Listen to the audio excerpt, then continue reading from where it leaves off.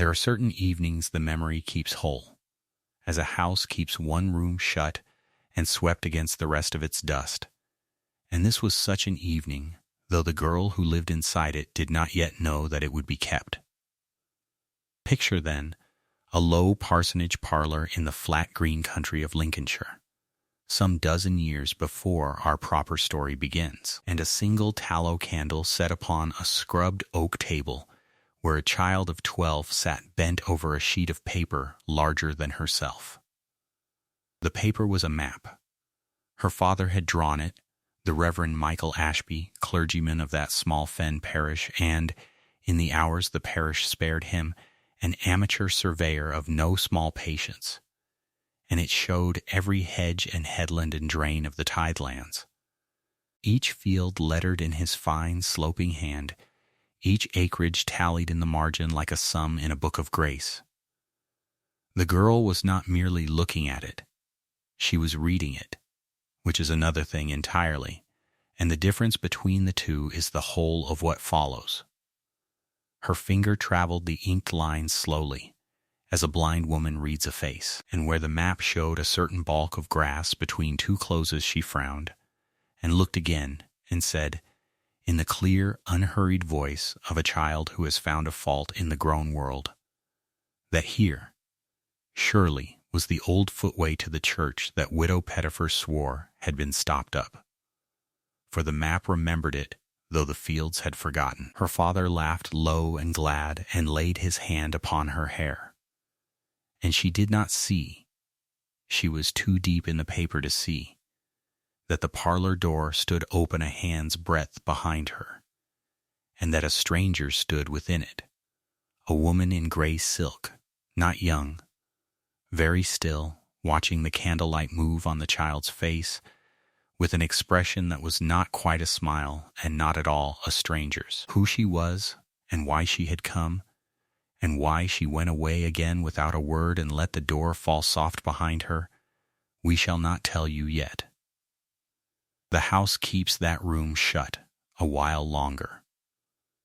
Only mark the woman in gray, and the child who read the land, and let us pull the years forward like a curtain. They open upon the autumn of the year 1817, and upon a very different room, a narrow upstairs chamber in a narrow brick house in the town of Grantham, where the light came grudging through one window, and the fire was laid small, for economy, in a grate that had known warmer masters. Here the child of the map was grown to a woman of 24, and her name was Rosamond Ashby, and she was, at the particular moment we find her, without a situation in the world. She was young, and she was beautiful in the quiet, unclamorous way that is easy to overlook and impossible, once seen, to unsee. Dark honey hair drawn plain beneath a plain cap, a level gray-green gaze that met a thing squarely and took its measure, and the dove-gray gown of a half mourning long past its first month, and worn now less for grief than for want of any other. She had buried both parents these 6 years. She had earned her bread since as gentle women without bread must earn it, by making herself agreeable and useful and invisible in other women's houses. And her latest house, the house of Mrs. Cordelia Pruitt of Grantham, had that very fortnight closed its door behind her. There had been no quarrel. Rosamond had been companion to Mrs. Pruitt these 3 years, reader of her novels and pourer of her tea and patient audience to the long saga of her digestion, and had done it without complaint and, on the whole, without unkindness returned. But Mrs. Pruitt's daughter had lately married a hosier of comfortable means and removed to a house of her own, and a married daughter, it seemed, must have her mother by her, and a mother so companioned had no further use for a paid one. So Rosamond had been thanked, and paid to the quarter day, and let go, with a character written in Mrs. Pruitt's own hand, testifying that Miss Ashby was sober, obliging, and of a genteel understanding, which was true, and which fed nobody. She was not a villain, Mrs. Pruitt, and Rosamond did not think her one. She was only a woman who had done with her, as the world was in the habit of being done with women like Rosamond, and Rosamond had learned long since not to weep at the habits of the world. She had a fortnight's lodging paid, a small trunk, some £9, and the prospect, if she was diligent and fortunate, of another such situation with another such lady before the money ran out. It was not despair. Rosamond was not a woman who despaired. She found it an untidy exercise and inefficient. But it was a narrow place to stand, and she stood in it that gray morning with her hands folded and her chin level, and considered without flinching how narrow it was. It was into this composure that the post came. The maid of all work, for the lodging kept but one, brought the letter up with the coal, and set it on the little table with the air of a girl unused to seeing letters arrive for the second-floor lodger. And Rosamond took it and turned it in her fingers.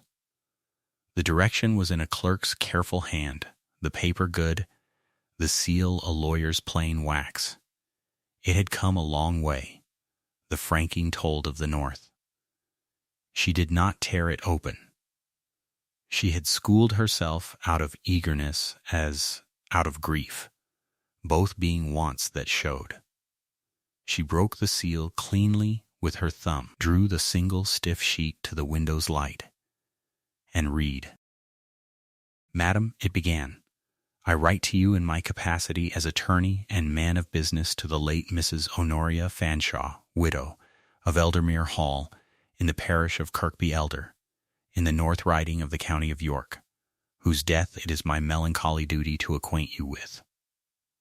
Mrs. Fanshawe departed this life on the 9th day of October last, at her seat and in full possession of her faculties, after an illness of some weeks patiently borne.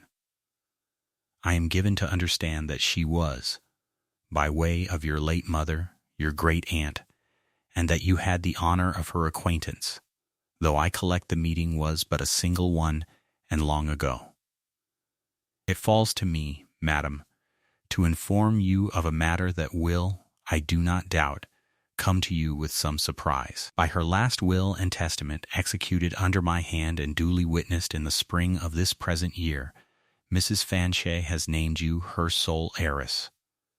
You are, by the terms of that instrument, to take the mansion house of Eldermere Hall, with its offices and gardens, the manor and lands of the estate, comprehending the deer park, the home farm, the orchard, and the several tenanted holdings thereof, the sum standing to her name in the public funds, being a holding in the 3% consolidated annuities of no inconsiderable amount, the particulars whereof I shall lay before you, and the whole estate with all its maps and muniments, together with the library, the plate, the furniture, and every other thing of which she died possessed, saving only certain small legacies to her servants, which I am charged to see discharged.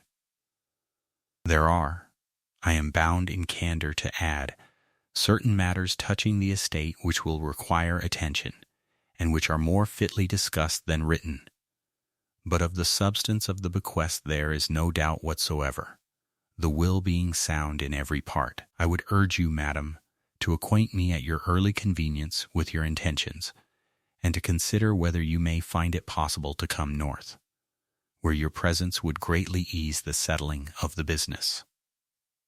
I have the honor to be, madam, your most obedient and very humble servant, Ottewell Grange, attorney at law, Richmond, in the North Riding. Rosamond read it once through, from madam to the flourish of the signature, without moving. Then, because it is a thing the mind does with news too large to enter at a single door, she read it again, more slowly, and let each part of it go in. She did not cry out. There was no one to cry out to, and it was not her way besides. But something happened in her that a watcher, had there been one, might have mistaken for nothing at all. A stillness that deepened, a color that came and went in her face like the shadow of a cloud crossing a field, a small, careful breath drawn and let go.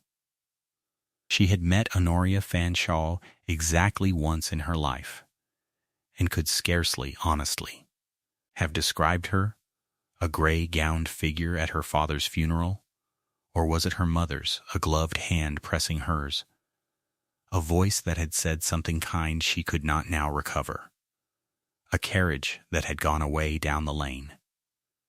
That was all. She had not known the old woman was rich. She had not known she was watched. She had not known, in the long gray servitude of the years since, that anywhere in England a door stood open to her that was her own. And now a lawyer in Richmond told her, in the dry flat music of the law, that a hall and its park and its farm and its funds and its whole estate, with all its maps and muniments, were hers, Rosamond Ashby's, who had £9 and a fortnight's lodging, and a written character calling her obliging. It was the sort of turn of fortune that in Mrs. Pruitt's novels was greeted with a swoon and 3 exclamatory pages, and Rosamond, who had read those pages aloud until her throat was dry, felt the corner of her mouth move in something that was very nearly, in the privacy of that mean little room, amusement. She would not swoon. It seemed to her a great waste of a morning.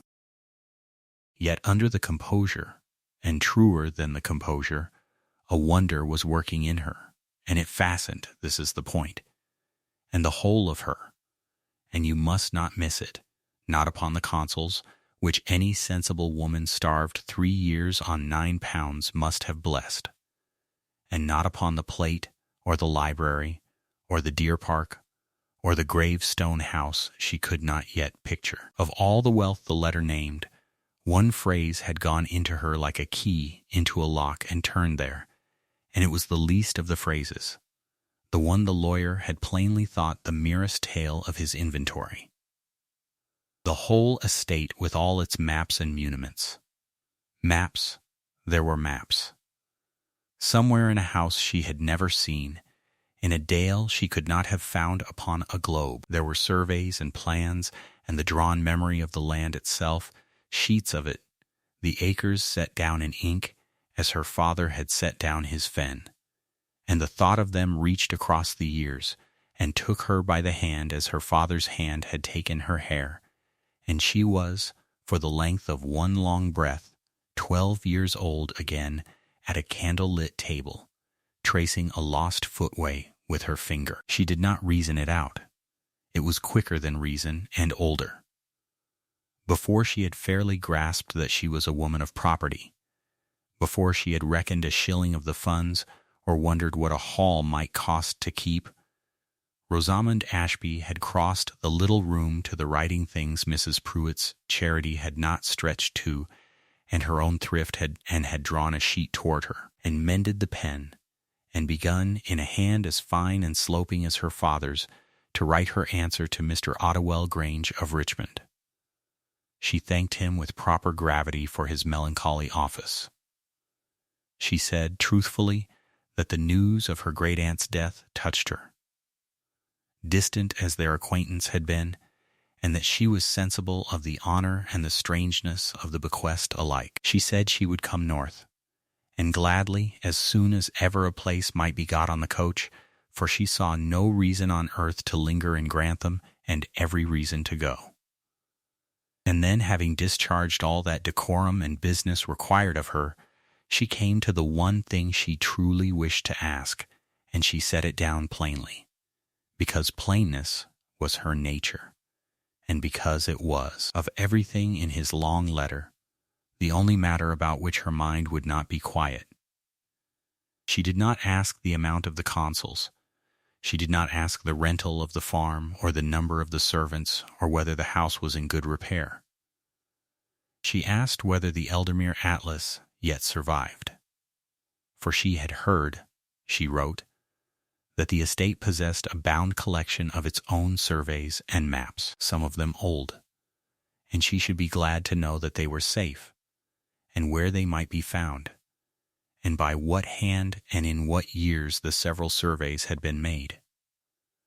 She should like, she added, to see them before anything else in the house. Then she signed her name, and folded the letter, and sealed it, and sat a moment with it under her hand while the small fire ticked and the gray Grantham morning went about its business beyond the glass.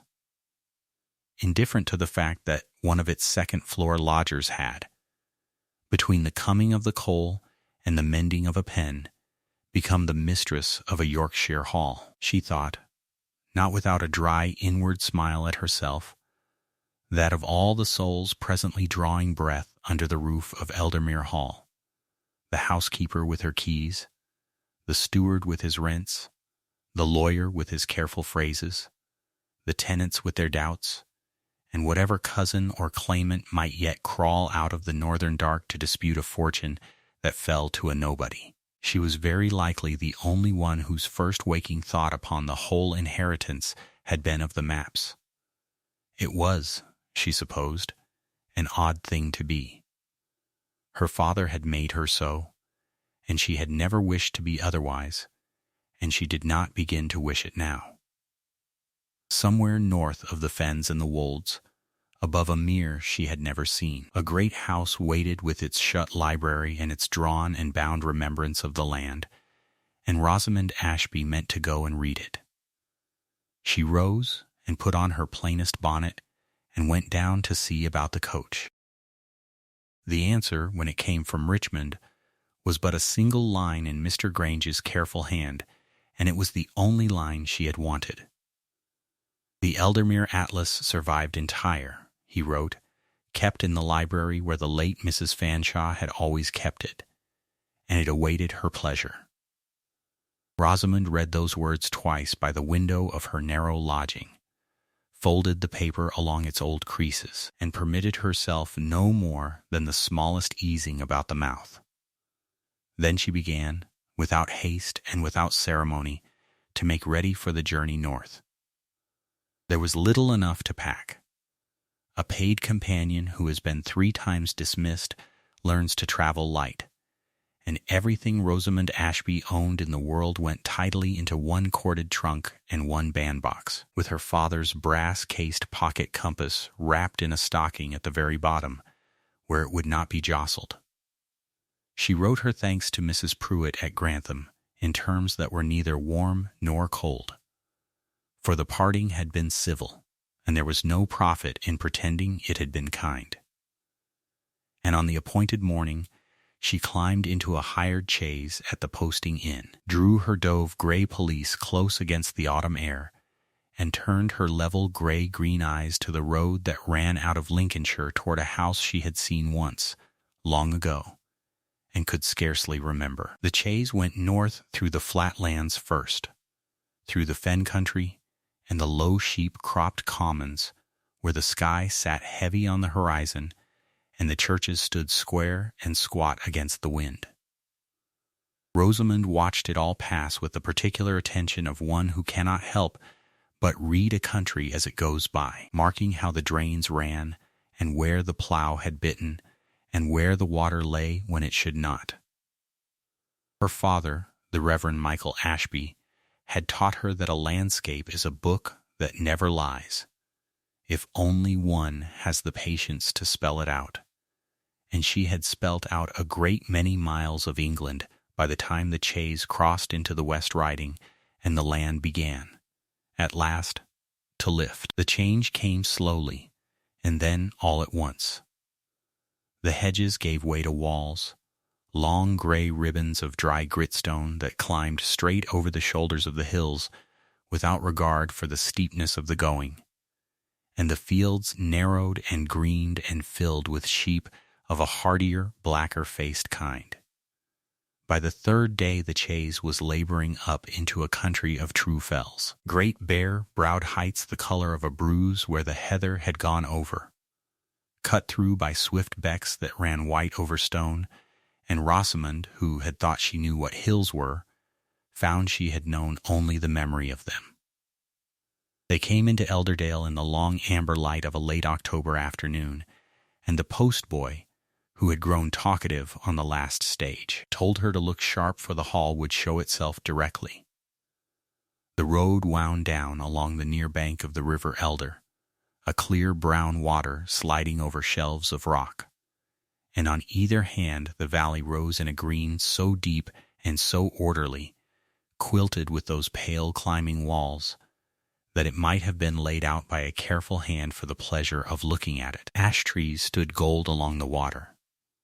The fells shut the dale in on both sides, close and high, their tops already dusked with the first cold, and here and there a farmstead sat gray and small in its huddle of trees, with a thread of peat smoke standing straight up in the still air.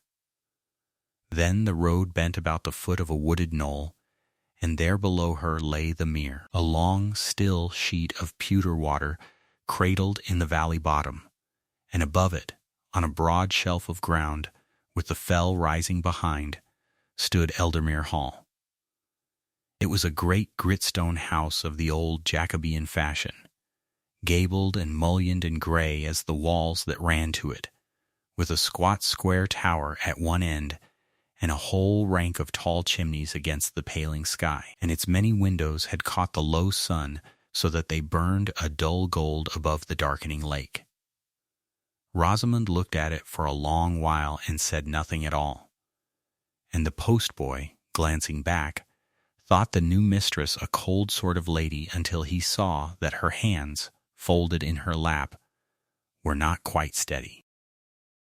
The chaise set her down before the great door as the light was going, and the household came out to meet her upon the gravel, with that stiff wariness which servants keep for a mistress they have not chosen and cannot yet measure. Foremost among them stood Mrs. Dorcas Hebblethwaite, the housekeeper, a spare, upright woman of 57, with iron gray hair drawn close beneath a linen cap and the great ring of the house keys at her waist, who curtsied correctly and bade her welcome to Eldermere in a voice that gave away nothing. A pace behind her waited Mr. Amos Kirton, the steward of the home farm, a broad-weather, creased man of 56, with a countryman's slow courtesy and honest eyes, who pulled off his hat and said only that he hoped she had found the roads no worse than they generally were, which from him she would learn was a considerable speech. Rosamond thanked them each by name, for she had got the names by heart from Mr. Grange's letter and did not mean to fumble them, and she felt rather than saw the small surprise that ran through the assembled servants that the paid companion out of Lincolnshire should know who they were before she was told. What Eldermere was, she learned in the next hour from Mrs. Hebblethwaite's dry recital, as the housekeeper walked her through the failing light, and it was a great deal more than a grey house above a lake. There was the deer park, some 300 acres of old turf and older oaks rising behind the hall to the very edge of the open fell, with a herd of fallow deer that had run there, Mrs. Hebblethwaite said, since before anyone living could remember. There were the terraced walled gardens that fell away in 3 broad steps toward the water, box-edged and gravel-walked, with peaches ripening against the warm south brick and the late roses not yet gone. There was the orchard beyond the garden wall, apple and pear, and a famous old medlar, and past that the home farm with its long stone byres and its herd and its ricks, that Mr. Kirton kept in such good order. There were the consols and the funds at 3%, a comfortable and unglamorous fortune that Mr. Grange administered from Richmond, and that would, the housekeeper implied without quite saying it, keep the whole of it turning for 100 years if it were not meddled with. And there was the library.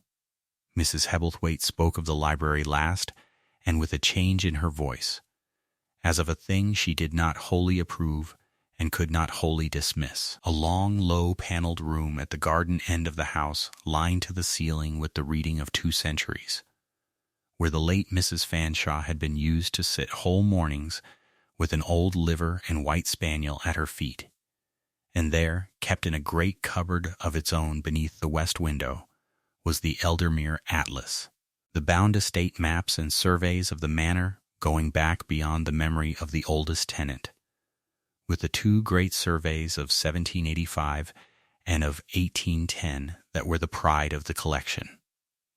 At the word Atlas, Rosamond turned her head, and Mrs. Hebblethwaite, watching her, marked the turning, and thought privately that it was a strange thing for a young woman to have quickened at, when she had passed the peaches and the deer and the 3 per cents without a flicker. But Rosamond did not go into the library that evening, though the wanting of it was on her like a thirst.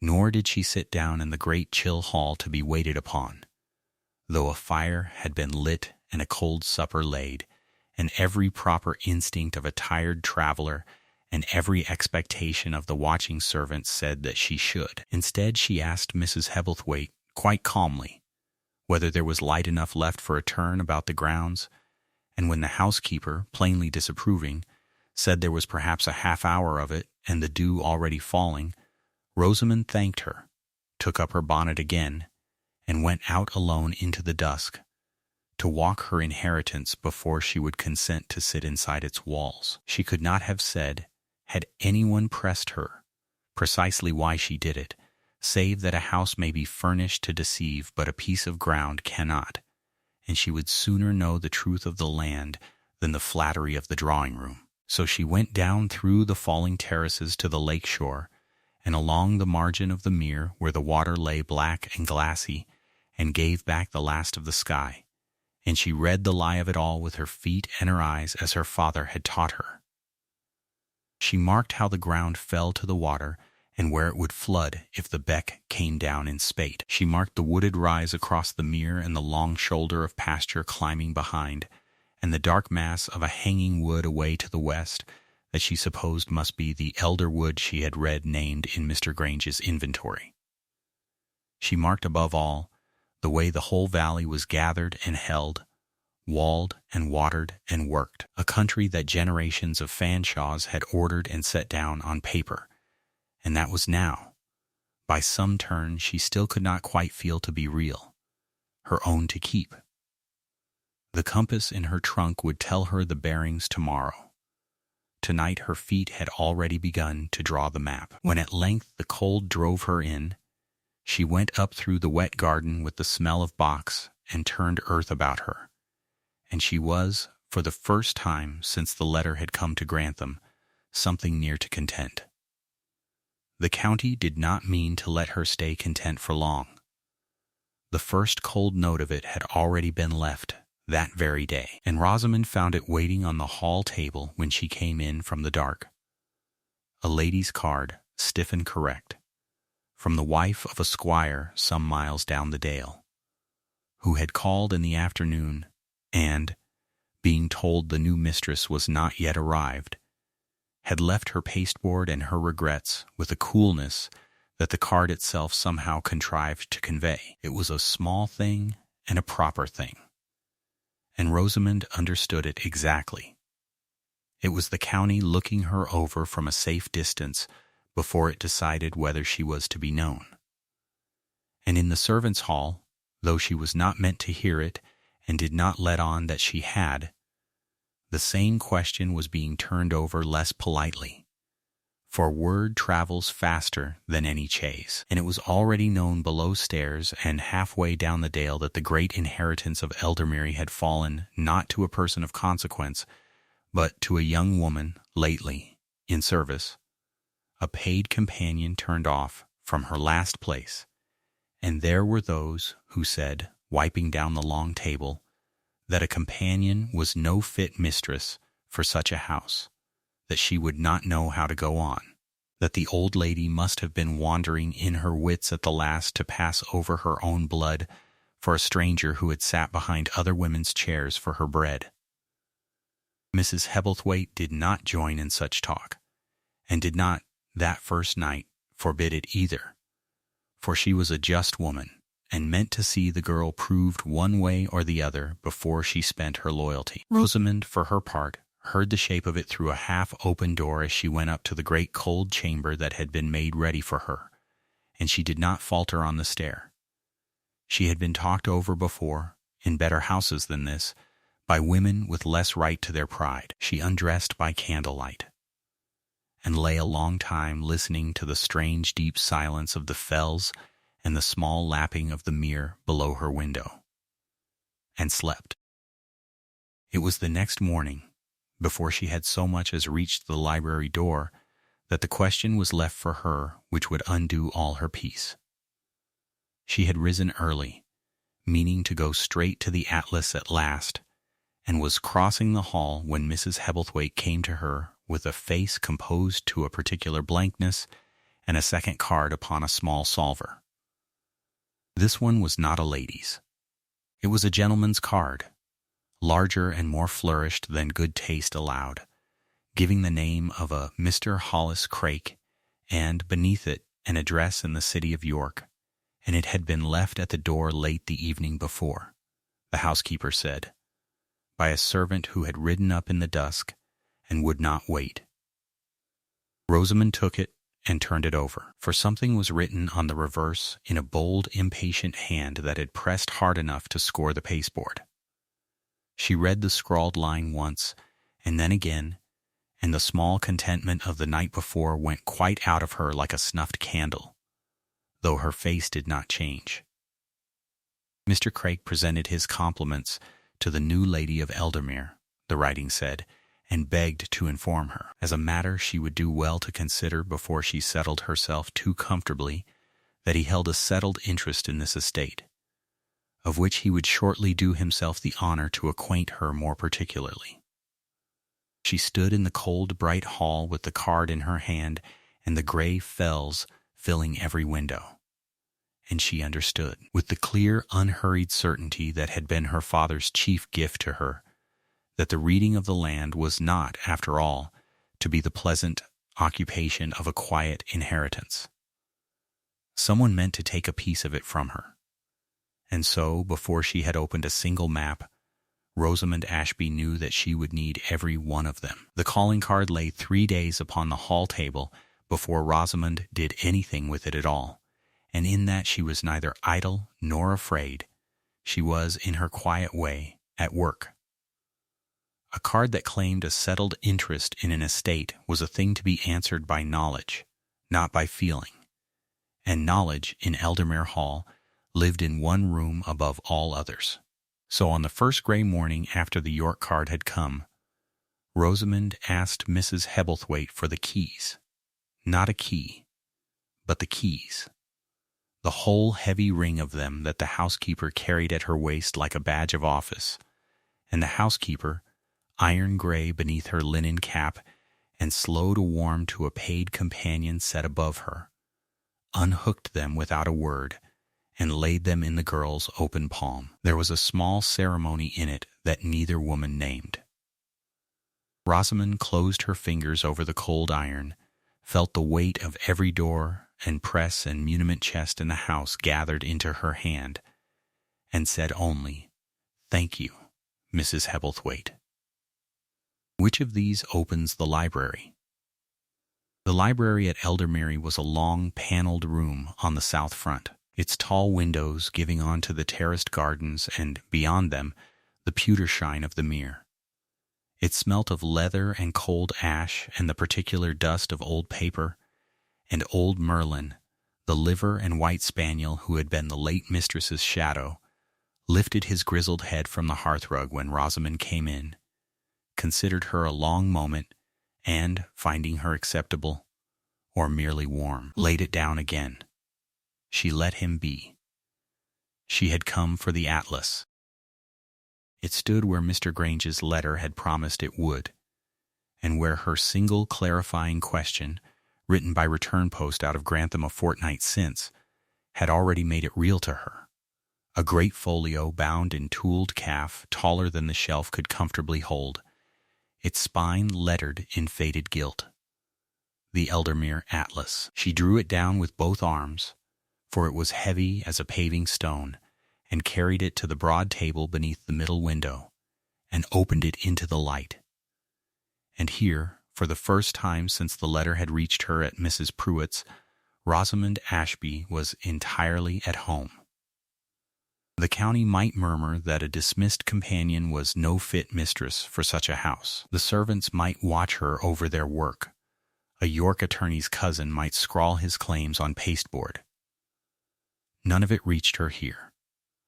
Her late father, the Reverend Michael Ashby, had drawn the tithe map of their Lincolnshire parish with his own steady hand, and had set his daughter at 12 to trace it, and she had learned before she learned much else that a map is a kind of truth-telling, that the land cannot lie, and that a good survey holds the land still long enough for an honest eye to read it. She turned the leaves. The atlas was not one map but the record of an estate across a lifetime, and she read it as another woman might read a book of hours. Here was the survey of 1785, the earliest, drawn in a fine antique hand, the hall and its deer park and the elder mere all laid out in wash and ink, the field names lettered in beside each close, Great Intake, Cage Close, The Lay, Ladywell Ing, Cow Pasture, the long ribbon of the water meadows running down beside the River Elder to the outlying farm at Nethergill. Here, bound in after it, was the survey of 1810, later and cleaner, the scale truer, the plantations grown, some closes newly hedged and renamed, the acreages set out in a neat table down the margin. She laid the two side by side in her mind, and let the 25 years between them run like water. Where a wood had thickened, where a wall had been thrown down and a boundary moved, where the beck had shifted its bed, the two surveys, read together, told it all. She read the water meadows, and the elder wood particularly, and the outlying manor of Nethergill, because those were the names a stranger's card had reached for, and she noted, without yet knowing why it should matter, exactly how the ground lay there in 1810. The beck, the ford across it, the bare slope above the mere where in that year there had stood no avenue of any kind. She did not dwell on it. She only saw it, and set it by in the orderly loft of her memory, and turned the page. She was 3 hours at the table, and might have been more, but that the household had begun, cautiously, to come to her. The first was the curate. The Reverend Simon Lark of St. Oswald's, Kirkby Elder, was a mild, bookish man of 33, with ink on his cuff and a diffident manner, who had walked up from the parish to pay his respects to the new heiress, and had been sent by Mrs. Hebblethwaite, with a certain grim humor, to find her among the books. He hovered at the door until Rosamond bade him in, and then, seeing what lay open on the table, forgot his diffidence entirely. "The Atlas," he said, coming to it as a thirsty man comes to a spring. "I had heard Mrs. Fanshawe kept the old surveys, but I never, may I?" And for a quarter of an hour the curate and the heiress bent together over the leaves, and he told her which of the field names were still spoken in the parish, and which had passed out of use, and she found in his gentle, exact scholarship the first mind at Eldermere that met her own without measuring her first. He would confirm the parish register, he said. Whenever she wished it, the church kept a faithful record of every notable season in the Dale. She thanked him, and marked the offer, though she did not yet know she would need it. The second was Reuben Stott. The old woodman came to the terrace door with his hat crushed in both hands, 74 years old, bent and knotted as one of his own thorns, brought up by Grace Hebblethwaite because he had asked plainly to see whether the new mistress knew a wood from a hole in the ground. He had planted half the timber on the estate and buried the men who planted the other half, and he did not scruple to say so. Rosamond did not rise to be flattered nor sit to be grand. She asked him about the elder wood, and when he answered guardedly, she turned the atlas to the 1810 survey and set her finger on the wood and named the closes about it. Holland's Ing, the Riddings, the strip called Parsons Inteke, and asked him whether the oaks in the Riddings were the old planting or the new, because the survey marked them but could not tell her their age. The old man's guard went out of him like a tide going out. Here was gentry that had troubled to learn the ground. He stood at her shoulder the better part of an hour, and told her the age of every stand of timber between the hall and the mere, and something in the set of his shoulders, when he left, said he had come up the hill her doubter, and would go down it her man. The third was Grace Hebblethwaite herself, the housekeeper's daughter, 22, quick and kind, who had lingered to see how the woodman fared, and stayed to read aloud the accompanying survey notes in her clear voice while Rosamond followed the lines with her eye. By the end of that first long day in the library, without a word spoken of loyalty or trust, 3 of the parish had gone home to say that the companion from Grantham was not, perhaps, the poor pretending thing the county had made of her. The tenants proved it. In the fortnight that followed, they came up to the hall as tenants have come up to halls since halls were built, to take the measure of a new hand on the rent roll, to complain of a wall, or a drain, or a right-of-way, and, chiefly, to see. And Rosamond received them in the library with the atlas open on the table, and she won them one after another in the only coin that could not be counterfeited. She knew their land. When Josiah Metcalf of the Home Farm's high ground came grumbling that his neighbor's beasts strayed onto the cage close, she had the boundary under her finger before he had finished, and read him the wall line as the 1810 survey said it. And he went away appeased and amazed in equal parts. When a widow from the Nethergill side came fearful that her late husband's tenancy of Ladywell Ing might be questioned, Rosamond found the close, and the acreage, and the very name of the well that gave it its name. And the widow wept a little, not from grief, and blessed her. A mistress might be doubted for her birth, her sex, her want of fortune, her 23 months as another woman's paid shadow. She could not, it turned out, be doubted by a man whose own field name she had spoken back to him before he gave it.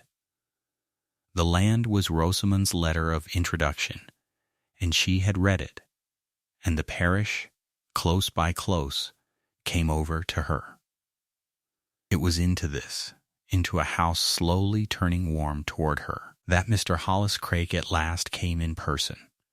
He came in a hired chaise on a bright, hard morning near the month's end, and he came, as such men do, as though he already owned the gravel his wheels rolled over. Mrs. Hebblethwaite brought his card in a second time, with her lips pressed thin, and Rosamond, who had been waiting for him since the first card, lay 3 days on the hall table, said only that she would receive Mr. Craik in the library. She did not clear the atlas away. She left it open where it lay.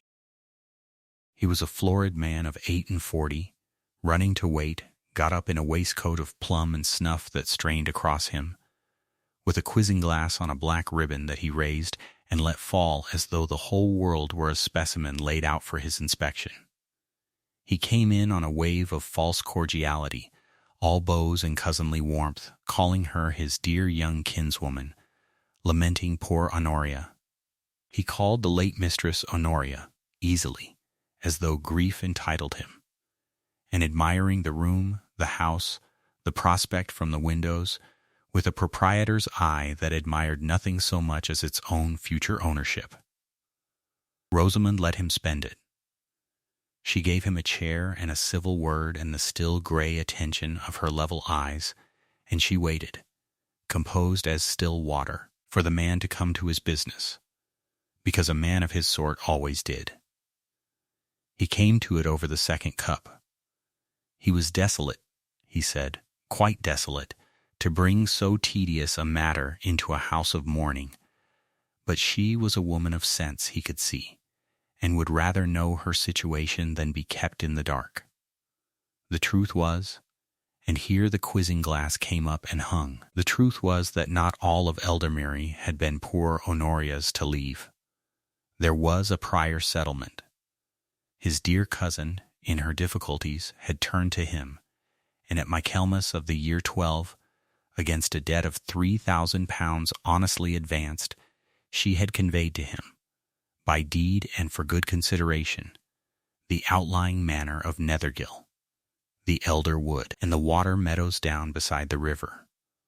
The words fell into the quiet library one by one, and Rosamond, who had spent a fortnight with her finger on exactly that ground upon exactly the survey of 2 years before the date he named, did not so much as change color. Nethergill, the elder wood, the water meadows.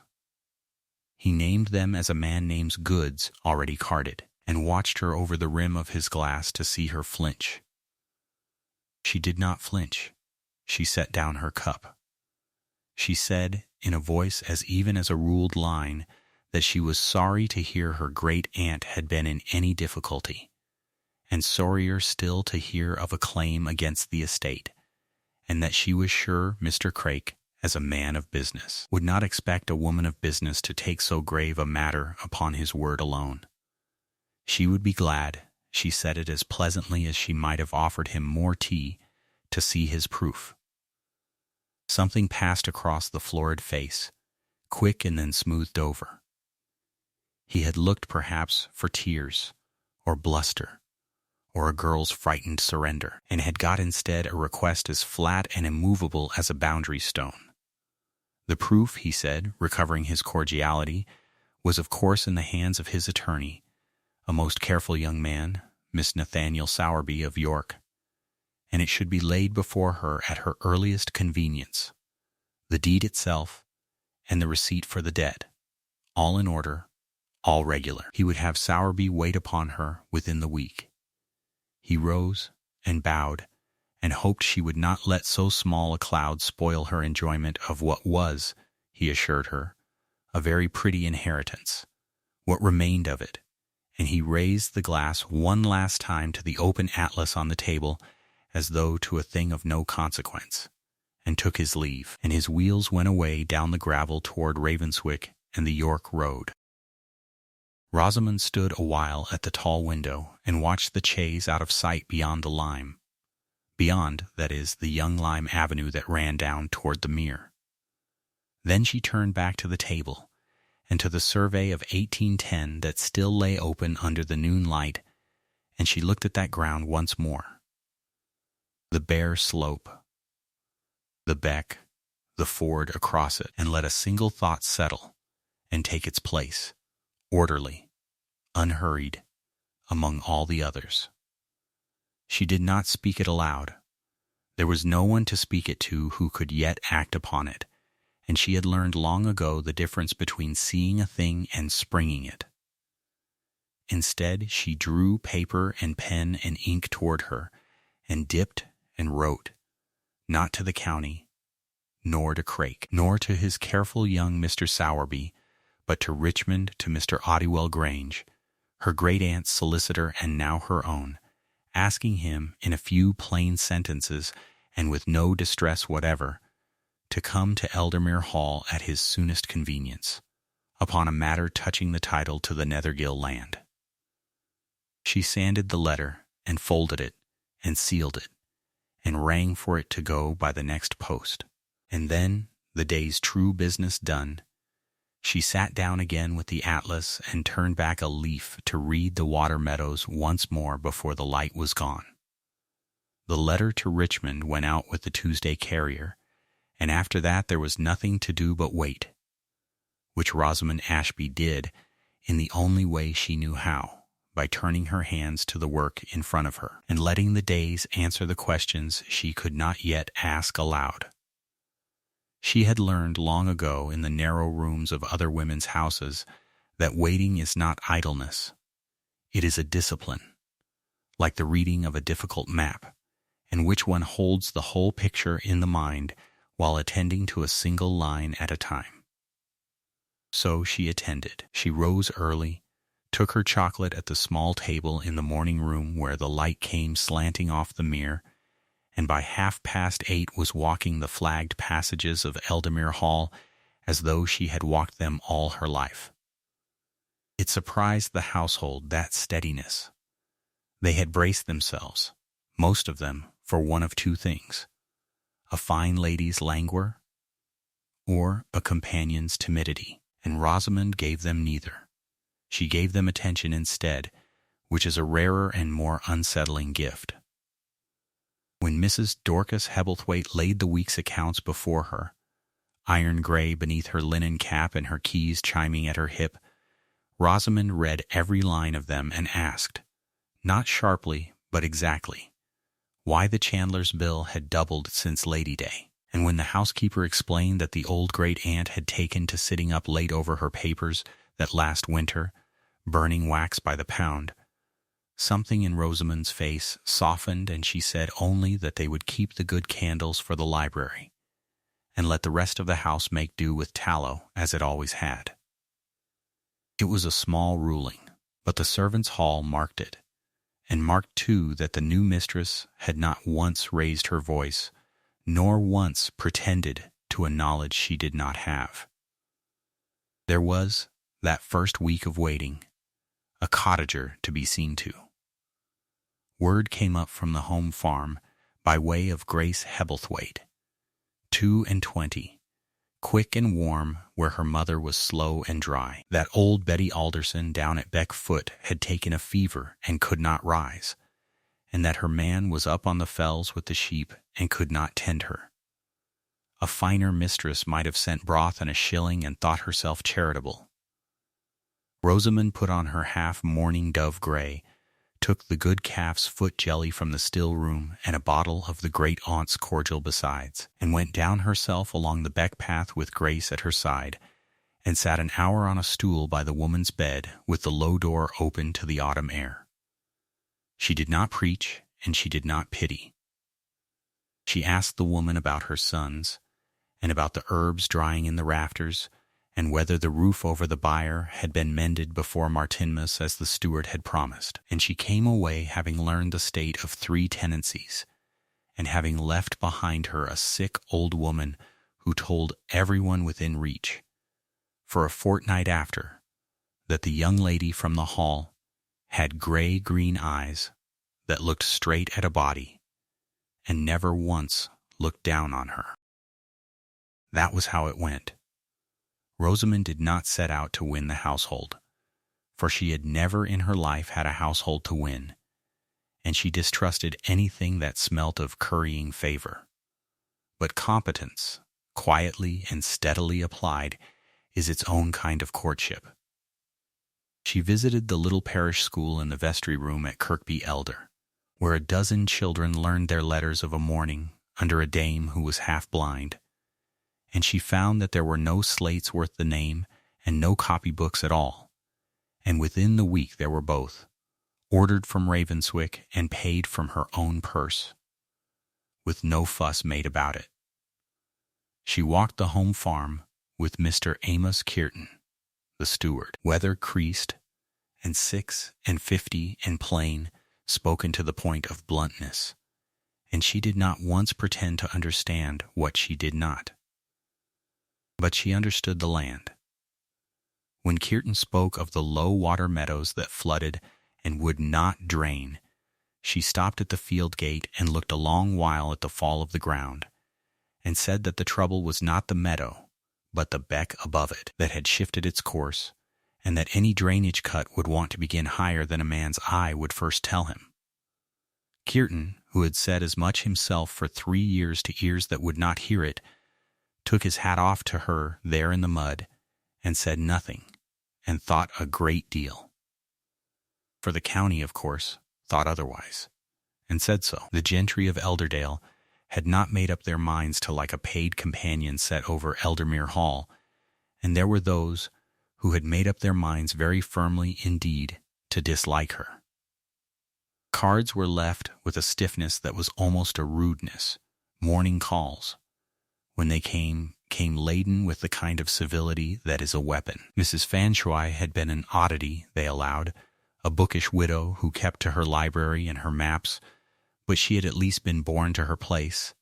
This new creature had been in service, had she not, dismissed from Grantham when the daughter married, and now gave herself airs at the head of a Jacobean table. Rosamond heard it all, in the way that one always hears such things, through Grace's indignation and her housekeeper's careful silences, and she received it as she received most weather, as a condition to be endured and not argued with. She did not defend herself. She had observed that people who defend themselves are generally believed to have something to defend, and she had nothing.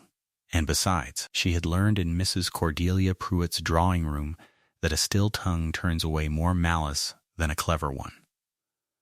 But the murmuring had a source now sharper than mere county pride, and she knew it. Mr. Hollis Craik had not been idle since he had left his false cordiality on her doorstep and his card upon her hall table. He had put up at the Fleece in Ravenswick, florid and plum waistcoated, his quizzing glass swinging on its black ribbon, and he had made himself agreeable in exactly the quarters where agreeableness would do her the most harm. He let it be understood, over the Fleece's port and at more than one supper table, that the poor lady at the Hall was under a sad misapprehension, that there was an interest in the estate older and better than any hasty will, that a gentleman did not like to speak of these things, but that blood, after all, was blood, and a companion was a companion, and the truth would out in its season.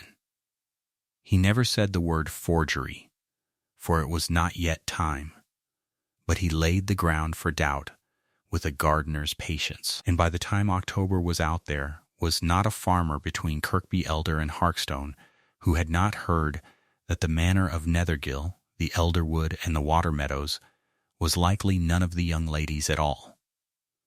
Rosamond answered none of it. She waited, and she read her maps. Mr. Oddywell Grange came from Richmond on the last Thursday of the month, 63 and dust-colored, his gold-rimmed spectacles pushed up into gray hair gone thin with decades of desks, and the moment he was set down in the library with a glass of the great-aunt's Madeira, Rosamond felt the ground grow firmer beneath her. He was not a brilliant man, and did not pretend to be one. He was better than brilliant. He was thorough. He had drawn Mrs. Fanshawe's will. He had known her 30 years, and he had come north the moment his client's letter reached him, because he did not like the smell of what she had written. He listened to the whole of it, the card, the calls, the talk in Ravenswick, the promised deed, with his fingertips together and his eyes half shut, and when she had done he said, in the dry way of old attorneys, that a claim was a claim and paper was paper, and that they should say nothing and grant nothing, and wait to see what Mr. Craik would trouble to bring them. Rosamond said that she thought Mr. Craik would trouble to bring a great deal. Grange looked at her over the tops of the gold rims, and said he thought she was very likely right, and that he had seldom met a young lady of 24 who saw matters so plain. Craik did not keep them waiting long.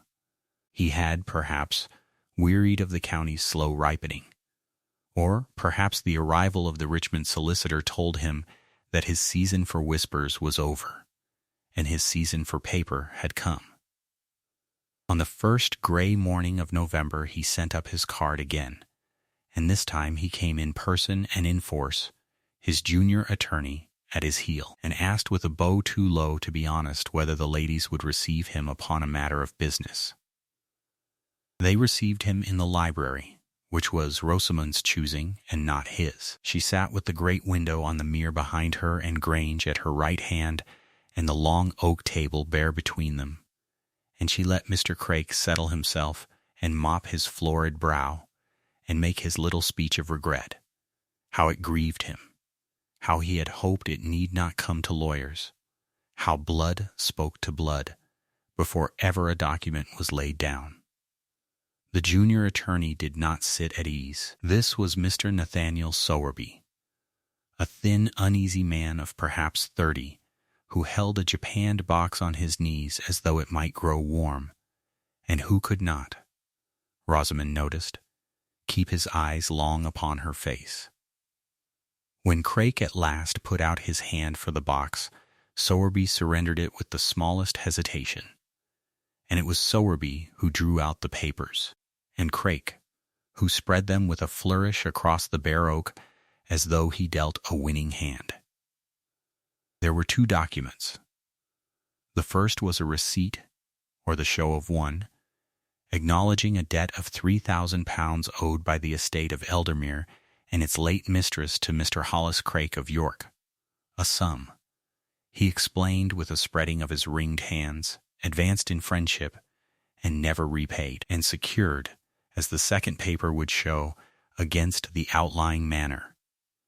And the second paper was the deed. It was a handsome thing, Rosamond granted it that. It was drawn on good stout parchment in a clerkly hand, dated at Michaelmas of the year 12, and it conveyed to Hollis Craik, his heirs and assigns forever, the manor of Nethergill, with the elder wood and the water meadows, and all their appurtenances, in consideration of the said debt. It bore what purported to be Honoria Fanshawe's own signature at its foot, and a seal and 2 witnesses' names. It looked, in short, exactly like what it claimed to be, and Rosamond saw in the half-minute of silence after it was laid down that the room half believed it. Grange bent to it with his spectacles down and his lips pursed. Mrs. Hebblethwaite, standing by the door, had gone pale. Even the good grey light of the library seemed to lend the thing a kind of authority, lying there upon the wood where 100 true deeds of Eldermere had lain before it. Craik felt the room turn, and could not keep the satisfaction out of his voice. He directed her attention, with the tip of one plump finger, to the heart of the instrument, the boundary clause, the keystone of the whole, that set out precisely and lawfully what lands were conveyed. And here, he said, was the beauty of it, for there could be no vagueness, no dispute. The parcel was bound. The deed recited, on the north and west by the new lime avenue that ran down to the mere, and on the south by the stone bridge at Fothergill Beck, good fixed marks, he said, that any man might walk out and see with his own eyes this very afternoon. He sat back. He had the air of a man who has laid down trumps and has only to wait for the trick to be gathered in. Rosamond read the clause. She read it once, and then she read it again, slowly, her level gray-green eyes moving along the 2 lines of clerkly script, and as she read them, the whole of her went very still. Not the stillness of a woman at a loss, though Craik mistook it for that and let his mouth curve, but the deep, arrested stillness of one who has been shown a thing she knows to be impossible, and is turning it over to be quite sure. The new lime avenue to the mere. The stone bridge at Fothergill Beck. She had walked that ground. She had, more than that, read that ground on paper, map by map, through 3 long evenings by the good wax candles, the surveys of the Eldermere Atlas laid open under her hands, and she carried the lie of it in her memory as clearly as she carried her own name. There was no avenue in those older maps. There was no bridge. And a deed sealed at Michaelmas of the year 12 could no more describe them than a man could describe the face of a child not yet born. She said none of this. She had learned, from her father over the tithe map long ago, and from 6 years of other people's drawing rooms since, that a thing seen too soon and said too soon is a thing thrown away, that the reading of the land is worth nothing shouted, and everything proved.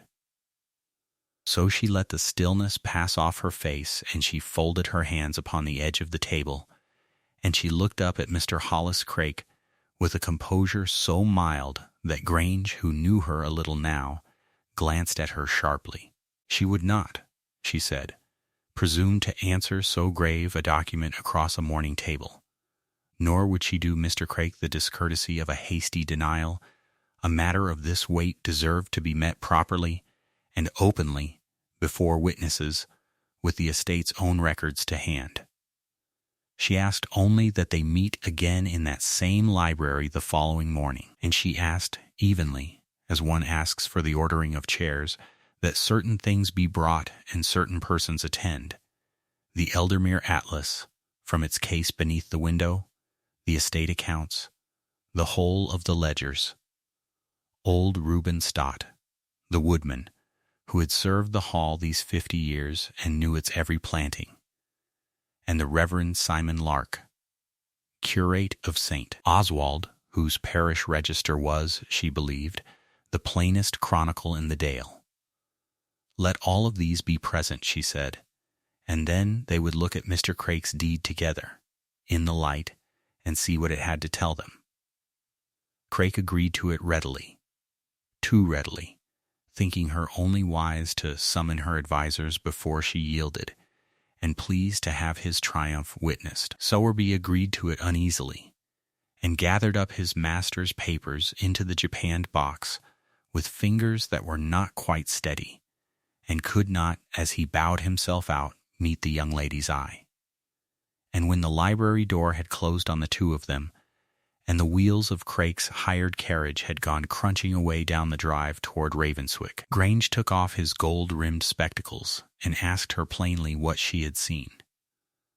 Rosamond only rose and went to the window, and looked out a long moment across the terraced gardens to the far side of the dale, where the roofs of Harkstone Court showed grey among their trees, the seat, they told her, of a grave young landlord she had not met, who improved his acres and kept much to himself. Then she turned back into the room, and said that she had seen nothing yet that she could prove, and that proof was a matter for the morning, and would he be so good as to have the great ledgers carried down before dark? Morning came grey and clear over Elderdale, with a thin mist lying along the mere and lifting, by degrees as the sun found the fell.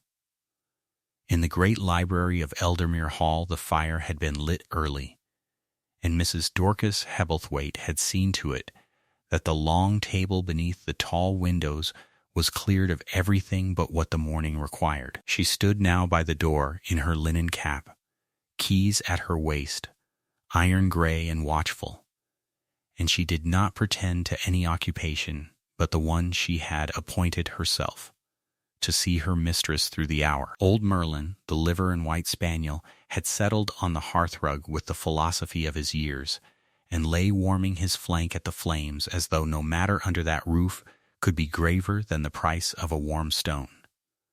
They came in their order. Mr. Ottywell Grange arrived first, gold-rimmed spectacles pushed up into his grey hair, a leather case under his arm, and the unhurried gravity of a man who had sat 63 years in the world, and 43 of them at a desk. He gave Rosamond a small bow, and took the chair she indicated at her right hand, and he did not waste words on comfort, which she thought a kindness.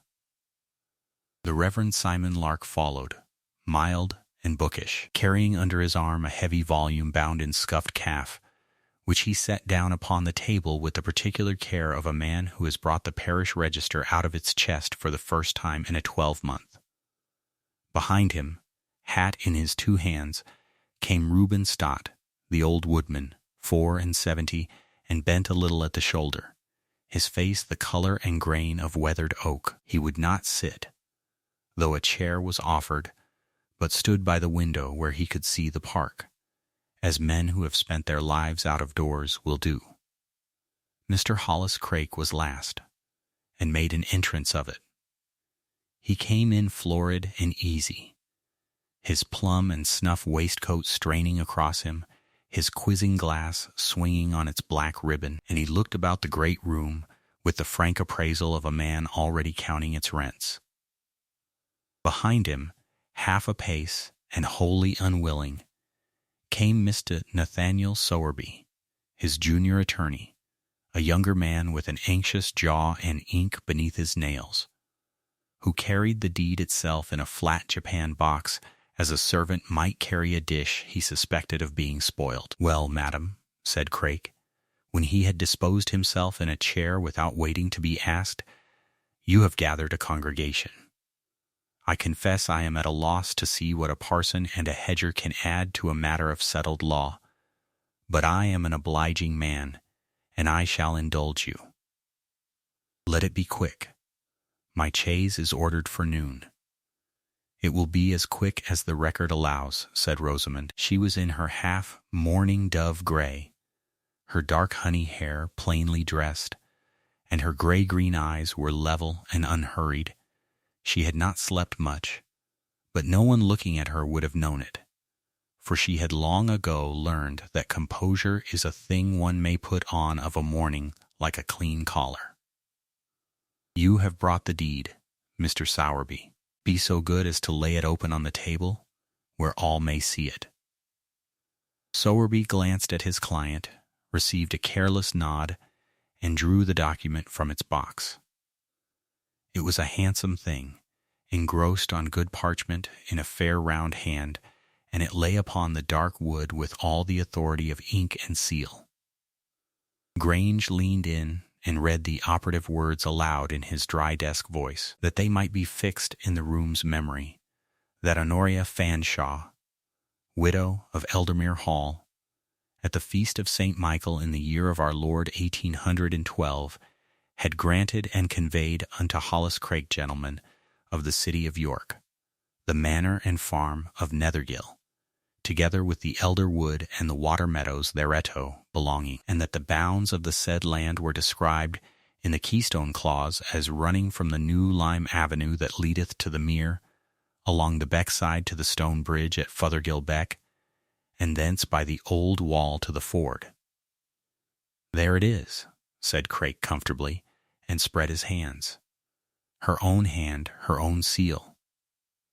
"Michaelmas, 1812. I do not know how a lady of your evident sense proposes to argue with a bridge." "I do not propose to argue with the bridge," said Rosamond. "I propose to ask it how old it is." She had not raised her voice, and for a moment Craik did not take her meaning. He gave a short laugh, as at a pleasantry. But Grange had gone still beside her, and the curate's mild face had sharpened, and Rosamond had already risen and crossed to the reading stand where the great folio lay waiting. It was the Eldermere Atlas, the estate's own bound book of maps and surveys, and she had spent 3 weeks reading it map by map until she knew its every field name and wall as she knew the lines of her own palm. She turned the heavy leaves with a sure hand and opened it flat to the survey of 1810, the last full survey her great-aunt's people had made of the outlying land, and she turned the stand so that the plan faced the table. "This is the manor of Nethergill," she said, "drawn and measured 7 years ago by the estate's own surveyor, and signed and dated in the corner, as you may all see, in the summer of 1810. Here is the elder wood. Here are the water meadows. Here is Fothergill Beck."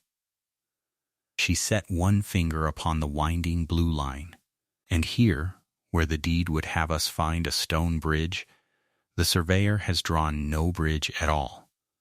He has drawn a ford, and he has written the word beside it in his own hand, Fothergill Ford. Because in the year 1810, and for years after, there was no bridge to draw. Men and beasts crossed the beck through the water, as they had done for 100 years. She let that rest a moment, and moved her finger a little way across the plan. And here, where the deed speaks of a new lime avenue leading to the mere, the survey shows an open pasture and a cart track, and not a single tree in a line. There is no avenue upon this map, Mr. Craik, because in 1810 and 10 there was no avenue upon this land. A survey is a survey, said Craik, but some of the ease had gone out of him. Trees are planted, sir, madam, bridges are built. That a thing was not there in 10 does not prove it was not there in 12. 2 years is time enough to plant an avenue. It is, Rosamond agreed.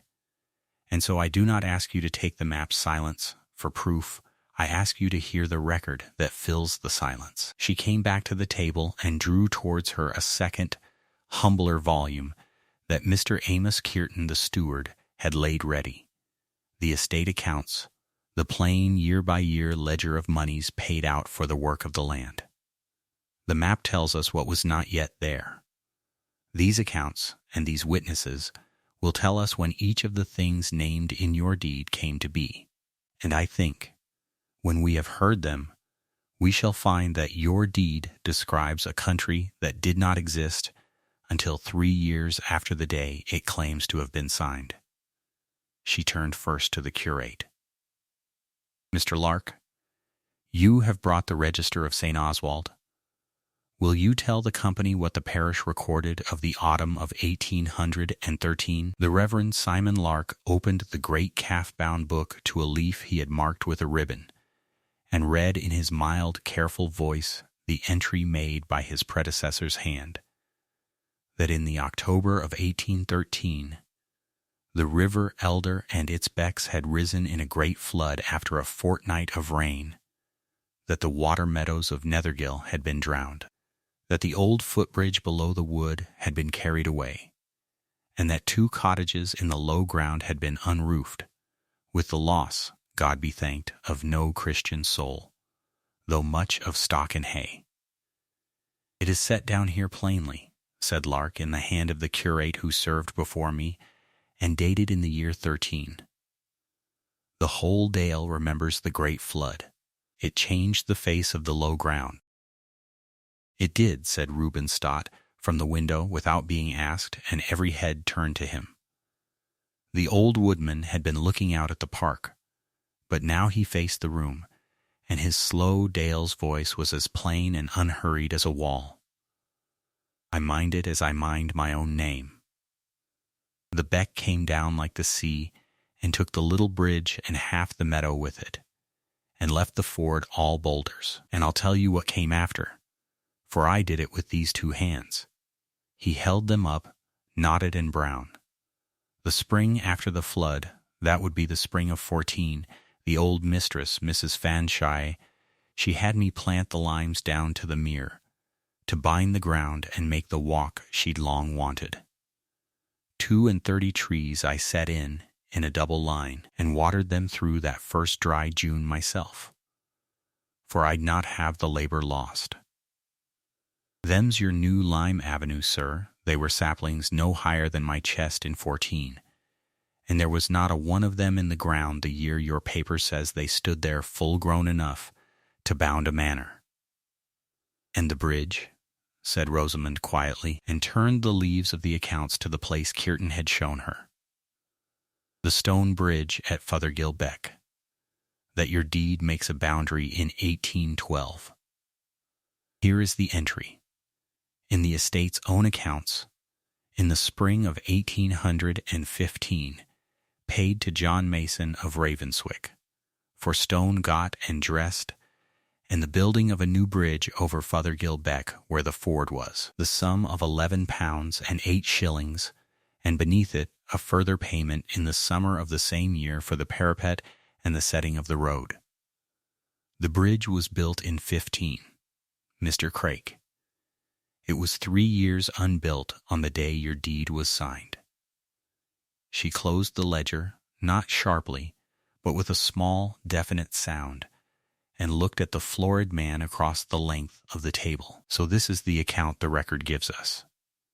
In 1812, at the Michaelmas your deed names, there was no avenue, for the trees were not planted until 14, and there was no stone bridge, for the mason did not build it until 15. And where your deed sets a bridge, the survey of 10 sets only a ford, which the flood of 13 tore to boulders. A deed cannot describe its bounds by a line of limes that no man had yet planted, nor by a bridge that no mason had yet raised. The land in your deed is not the land as it was in 12. It is the land as it became in 15, after the flood, after the planting, after the building. Whoever drew this clause described the ground he saw with his own eyes, and did not know that in doing so he was dating his own forgery 3 years too late. There was a silence in the library then, broken only by the fall of a coal and the slow thump of Merlin's tail against the hearthrug. Craik's color had risen. He opened his mouth and shut it and reached, as men will when the ground goes from under them, for bluster. "This is ingenious, madam. I grant you it is ingenious. But it is a lady's conjecture over a picture book. Trees and dates and an old man's memory. It will not stand against a sealed instrument in a court of law. My deed is engrossed. It is witnessed. It is, Mr. Sowerby," said Rosamond, and turned to the junior attorney, who had gone pale over the deed these several minutes, holding it now to the light of the window with an expression of dawning and unhappy comprehension. "You have been looking very closely at your client's parchment. Will you tell us what you find in the corner of the leaf?" Sowerby did not answer at once. He was a young man and no rogue by trade, only one who had taken a brief he now wished heartily he had refused, and he was, whatever else, an attorney who knew his paper. He turned the deed edgewise to the light so that the watermark stood out in the grain, and he studied it as a man studies a thing he prays he has misread. When he spoke, it was to Grange, as one professional man to another, and lo, "There is a maker's mark in the mold of this paper," he said, "a watermark with the papermaker's name and his device, and beneath the device, as is now the custom of the trade, the year the mold was cut. It is," he stopped and swallowed and went on, because the room was waiting and there was nothing else to be done. "It reads 1814. This sheet was not made until 14, sir.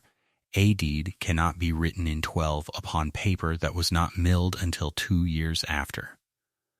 He set the parchment down upon the table very gently, as though it had grown too warm to hold, and did not look at his client. "I cannot go on with this. Upon my honor as an attorney, I cannot. The date is impossible, and the bounds are impossible, and I will not stand before a court and swear to what the paper itself denies." Grange took up the deed then, and turned it to the light in his own turn, and looked long through his gold-rimmed spectacles at the little year hidden in the grain, and when he lowered it he gave, for the first time that morning, a small dry nod, which from Mr. Ottywell Grange was as good as another man's shout of triumph.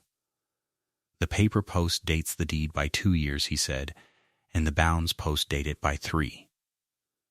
Mr. Craik, you have brought us a settlement that describes an avenue, a bridge, and a flood-changed country, all of them younger than the ink is said to be, upon paper younger still. There is no court in this kingdom will look at it twice, unless it be to ask who is to answer for the making of it. I would counsel you, as I would counsel any man, to withdraw your claim this hour, and to be grateful you are met with a demand for your withdrawal, and not for your prosecution." For a moment Craik sat very still, his quizzing glass idle in his plump hand, and something moved behind his florid face that was neither cordiality nor law, the look of a man watching a debt he had thought paid rise up again out of the ground. Then he pushed back his chair with a scrape, and got to his feet, and made one last essay at the manner he had come in with. "You have been clever, madam," he said. "You have been very clever, over your maps and your ledgers and your hedger. But cleverness is not the same as gentility, and Yorkshire will not soon forget that its grand hall is kept by a dismissed companion who reads other folks' account books. It was meant to wound, and it did not. Rosamond only regarded him with her level gray-green eyes, and did not trouble to reply, for she had found long ago that the surest answer to such men is to let their words fall into silence and lie there. "Mrs. Hebblethwaite will see you to your chaise," she said. "You need not wait until noon." He went, and Sowerby went after him with his head bowed and the japanned box empty under his arm, pausing at the door to make Rosamond a bow that was half apology and half relief. And by the time the light had gone gold across the fell and the rooks were coming in over the deer park, the York attorney's carriage was long down the Ravenswick road, and Hollis Craik with it, blustering, they said, the whole way to the turnpike.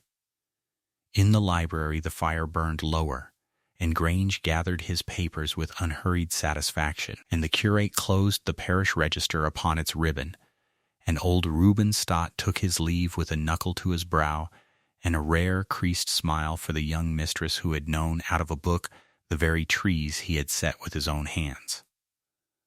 Rosamond stood a while at the reading stand with the survey of 1810 still open before her, one finger resting on the little inked word by the beck, Fothergill Ford, and thought, not of the money, nor even of the man defeated, but of her father bent over his tithe map by candlelight, teaching a girl of 12 that the land keeps its own honest record, and will tell the truth to anyone patient enough to read it.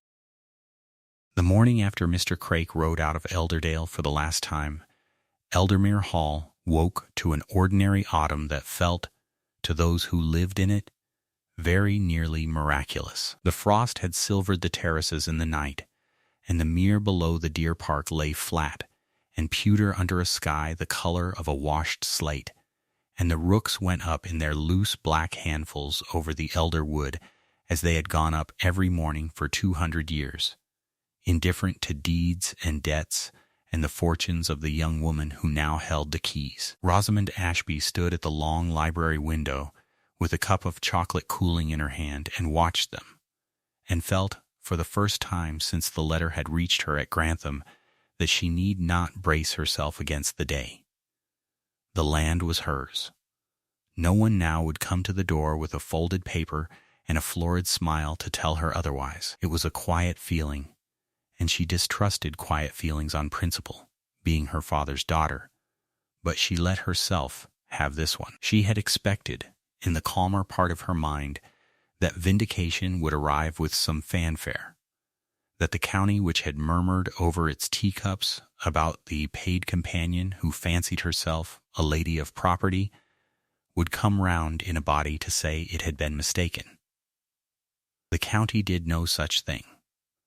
The county, in the way of counties, simply stopped saying the thing it had been saying, and moved on to other matters, and by degrees began to nod to her in the lane and at the church door, as though it had always meant to.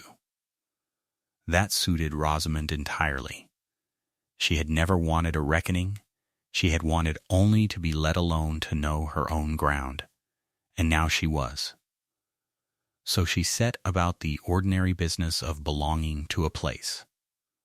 On the Sunday she walked down through the park to St. Oswald's at Kirkby Elder, past the gritstone cottages with their thread of wood smoke, and sat in the Eldermere pew that had held Fanshawe's since before the Civil Wars, and heard the Reverend Simon Lark preach a mild and bookish sermon on the laborers in the vineyard that she suspected he had chosen, with a curate's tact, expressly for her. Afterward he walked her back as far as the Lyke Gate, and spoke of the parish register with the shy enthusiasm of a man who kept his records well and was glad someone at the hall now cared for such things. She told him she cared for them very much, and meant it, and he colored with pleasure. The register had already done her one great service, confirming from its own ink the year of the great flood. She did not forget a debt of that kind. She gave her mornings to the estate and her afternoons increasingly to the school. It was a small foundation, a single low room by the beck with a peat fire, and a dozen children of the tenantry kept going on Mrs. Fanshawe's old charity, and Rosamond found she liked the smell of it, chalk and wet wool and burning peat, and liked still better the frank, unimpressed stares of children who did not know or care what a paid companion was. She sat among them one wet afternoon and showed a solemn boy of 9 how the little map of the parish on the wall was only the fields he already knew, made small and set down flat, and watched the thing come clear behind his eyes, and thought of another child in another schoolroom that was a parlor, a great many miles to the south and east, and said nothing of it to anyone. The home farm claimed her too. Mr. Amos Kearton, the steward, weather-creased, plain-spoken, 56, and honest to the bone, had taken her measure during the business with Craik, and had decided, in his slow northern way, that she would do. And a steward's approval, once given, is given all the way through. He walked her over the water meadows and the fold yards and the high and by pastures, and told her what wanted draining and what wanted liming, and where the washed footbridge across Fothergill Beck still stood half-mended from the flood. And she listened, and read the fall of the ground with her own eye, and asked the right questions in the right order, until the old man stopped troubling to simplify things for her. That, more than any beau in the lane, told her she had arrived. And there was Grace, Miss Grace Hebblethwaite, the housekeeper's daughter, 22 and quick and warm, where her iron-gray mother was all keys and correctness, had drifted by gentle stages from carrying the tea-things to staying to pour them, and from staying to pour to reading aloud of an evening while Rosamond worked, and at last, without either of them ever proposing the arrangement in words, into the plain fact of daily companionship. It was the first easy friendship of Rosamond's grown life. As a companion herself, she had been paid to be agreeable, and had learned to be agreeable without being known. Now, on the other side of the ledger, she found she had no wish to keep the girl at a higher distance, and Grace, who had a clear head and a kind tongue and a great appetite for a good story read slowly, asked nothing better than to sit by the library fire of an evening with the candles lit and old Merlin the spaniel, liver and white and stiff in the joints, snoring against the fender as though he had personally arranged the defeat of Mr. Craik and was entitled to his rest. It was Merlin, in a manner of speaking, who led her to the second discovery, for it was in clearing a space out of the draught for the old dog's basket, in a disused closet off the library that had been Mrs. Fanshawe's own writing room, that Rosamond and Grace between them shifted a japanned box down from a high shelf where the dust lay thick as felt, and set it on the table, and Rosamond lifted the lid. She had been meaning to sort her great-aunt's papers for a fortnight, and had put it off, telling herself it was the press of estate business, knowing it was something nearer to reluctance. She had met Mrs. Honoria Fanshawe exactly once, and could scarcely remember her. The woman had come to her through the atlas and the letters of a solicitor and a portrait miniature on the great hall stair, a benefactress more legend than kin. To open her private box felt like entering a room without knocking. But the closet was cold and the dog was old, and one must begin somewhere.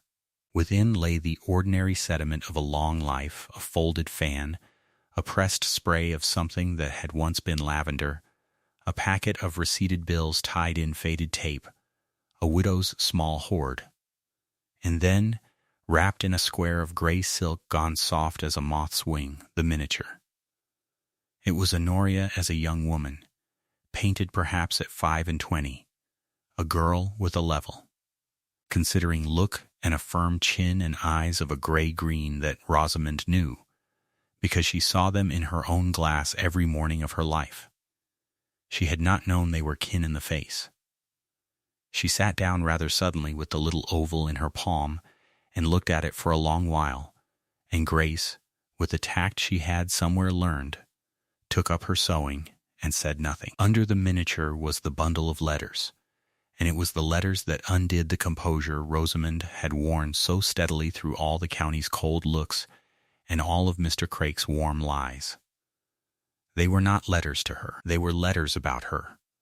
A correspondence kept up over a dozen years and more between Mrs. Honoria Fanshawe of Eldermere Hall and a succession of humbler hands, a Lincolnshire attorney, a Grantham clergyman, once or twice the mistress of a small school. And through them all, patient and particular, ran a single thread of enquiry. How did the child do? Was she well grown? Was she well taught? Had the living been secured for the father? Was there money enough after the mother died? What became of her when the Reverend Michael Ashby was taken? Where was she placed? And with whom? And was she used kindly there? The last of the bundle, hardly a 12-month-old, reported in a Grantham hand that Miss Ashby had lost her situation with Mrs. Pruitt upon the daughter's marriage and was seeking another, and was, the writer added, bearing the reverse with more temper than most young women of her sort could muster. Honoria had known all those years in which Rosamond had believed herself unregarded and alone, an orphan making her narrow way from one paid post to the next, with no soul in the world to mark whether she rose or fell. All that while, in a Gritstone Hall 2 counties to the north, a gray-eyed old woman had been quietly keeping her account, and had never once written to her, and had left her everything.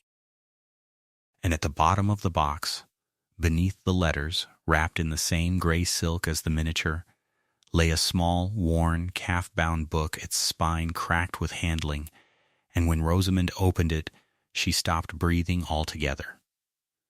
It was a girl's survey sketchbook, Honoria's own, kept when she was young, page upon page of careful, unschooled draughtsmanship, a field measured by paces and set down to scale, a stream's meander plotted point by point, a wood whose margin had been walked and marked, each with its little compass rose and its scale of chain stepped off in a childish, determined hand. Here was a whole girlhood spent doing precisely the thing Rosamond had thought her own private inheritance from her father, reading the land and writing it down. The old woman had been, in her own quiet, unhusbanded youth, a surveyor of ditches and fields that no one had ever asked her to survey, because she could not help it, because the shape of the ground was a language she was born knowing. It ran in the blood after all. It had come down to Rosamond not only through the Reverend Michael Ashby and his tithe map, but through the mother's side, through this considering gray-eyed girl who had grown into the benefactress on the stair. Tucked between the last leaves was a single sheet in the older, firmer hand of Honoria grown old, and it was not a will, and it was not addressed to anyone, and Rosamond understood that it had been written for no eyes but the writer's own, a note made, perhaps, to fix a resolve. It set down, plainly and without sentiment, a day some 12 years gone, when Mrs. Fanshawe, traveling south on the business of a cousin's estate, had turned aside to a Lincolnshire parsonage to see for herself the daughter of her late niece. She had come in the evening and been shown into the parlor, and had stood a moment in the doorway unremarked, for the family was gathered close about the candle at the table, and the clergyman was leaning over the shoulder of a girl of 12 who had spread before her his half-finished tithe map of the parish. There was some dispute in the village, the note said, over an old right-of-way through the glebe that no living man could trace, and the child, following the lines with one steady finger, reading the fall of the fields and the run of the old hedges as another child might read a printed page, had found it, had laid her finger on the place where the lost path must have run, between the 2 closes and along the dry ditch to the ford, and had been proved, right when they went out the next day to look. The old woman had watched from the doorway in her gray silk and gone away again without disturbing them, and had written, at the foot of her note, in a hand that pressed hard upon the page, the child who read the land. Let it be hers. Rosamond sat with the sketchbook open on her knee and the fire settling and Merlin snoring in his newly cleared corner. And she did not weep, being who she was. But she was very still for a long time, and when at last she spoke it was only to ask Grace, in a voice not quite her own, to fetch the miniature down from the stair and set it here, on the library chimney-piece, where the writer of these things might look upon the room she had chosen to leave her. It was not a house of trauma. This it never had been.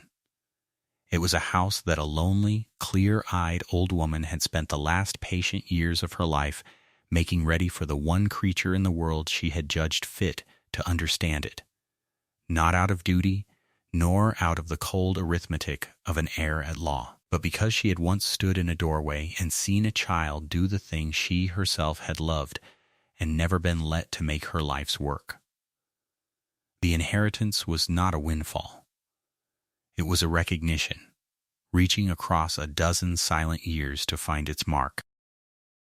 In the days that followed, Rosamond did the thing that seemed to her the only fitting answer.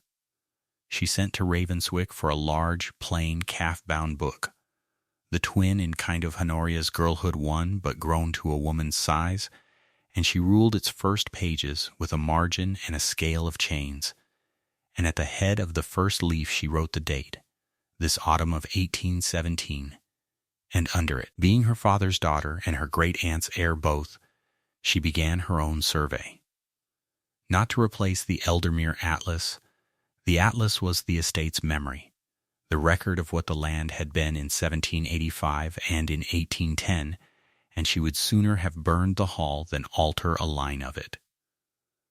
Her book was to be its continuation, what the land was now, under her own hand and eye, and what she meant it to become. She began, that first afternoon, with the water meadows Kirton wished to drain, and the washed footbridge at Fothergill Beck that still wanted its proper stone, pacing the ground herself in the thin autumn sun with Grace to hold the tape, and old Merlin picking his stiff way behind, and setting down what she found in a clean, sure, unhurried hand, the fall of the field, the line of the beck, the place where the new bridge must stand. She was no longer merely the keeper of another age's maps. She had become, quietly and entirely, a maker of her own, and somewhere between the closing of a dead woman's box and the ruling of a living woman's first fresh page, Eldermere Hall stopped being a thing that had been given to Rosamond Ashby, and became, root and stone and every field name in it, a thing that was hers. Winter came down into Elderdale as it always had, quietly and without apology, laying its first hard frost along the terraces and stilling the Eldermere until the swans walked upon their own reflections. Rosamond did not, as the county half expected, retreat to the fireside and let the estate keep itself through the dark months. She had watched too many houses run down for want of a mistress who would go out in weather. So she went out. She rose early, wrapped herself in the dove-gray pelisse that had served her through 3 cheaper winters, and walked the frozen ground with Kirton at her shoulder and the old spaniel Merlin trailing hopefully behind until the cold turned him back to the library hearth. And as she walked she read, always she read, for the land in winter tells its truest tale, where the water lies, where the frost strikes first, where the ground drinks and where it will not. It was the water meadows below Nethergill that she began with, because the atlas had shown her their trouble long before her boots confirmed it. The survey of 1810 had marked those flat acres by the river as good grazing. The years since, and the great flood, had left them sour and half-drowned. The grass gone to rush and sedge, the tenants grumbling that they could scarce turn a beast out before Lady Day.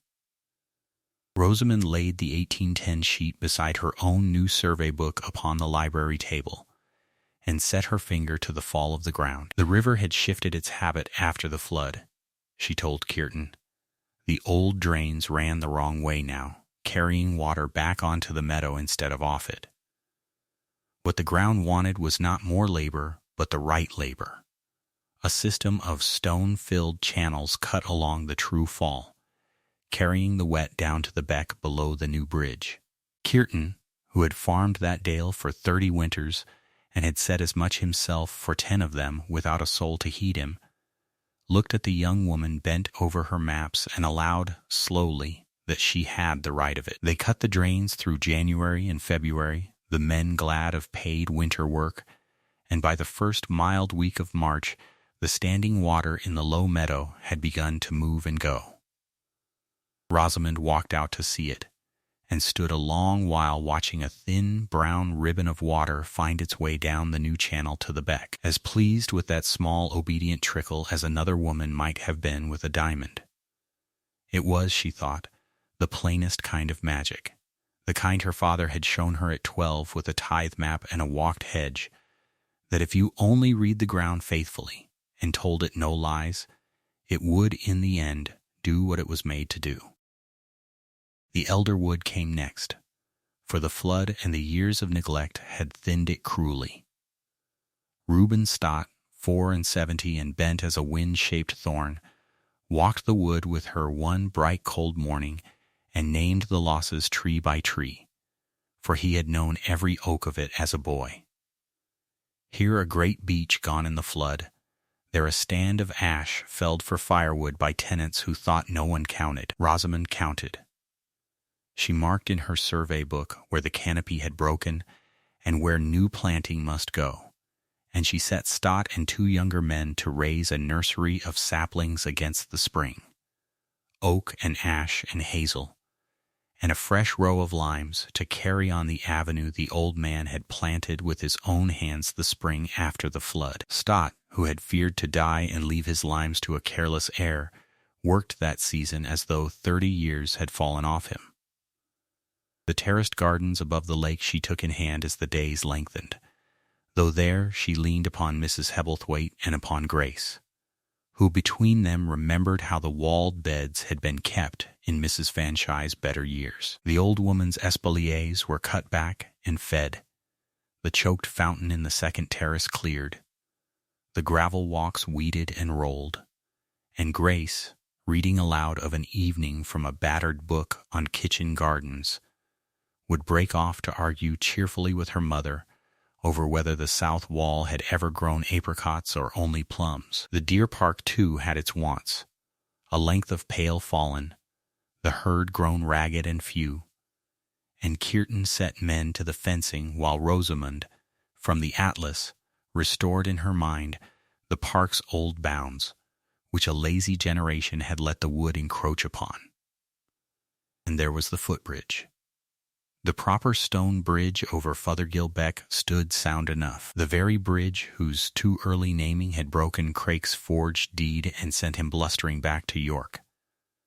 But a mile up the beck, where a footpath crossed to the upper cottages, the old plank crossing had been carried off in the same autumn flood of 1813 and never truly mended, only patched each year with a fresh board that the next spate took.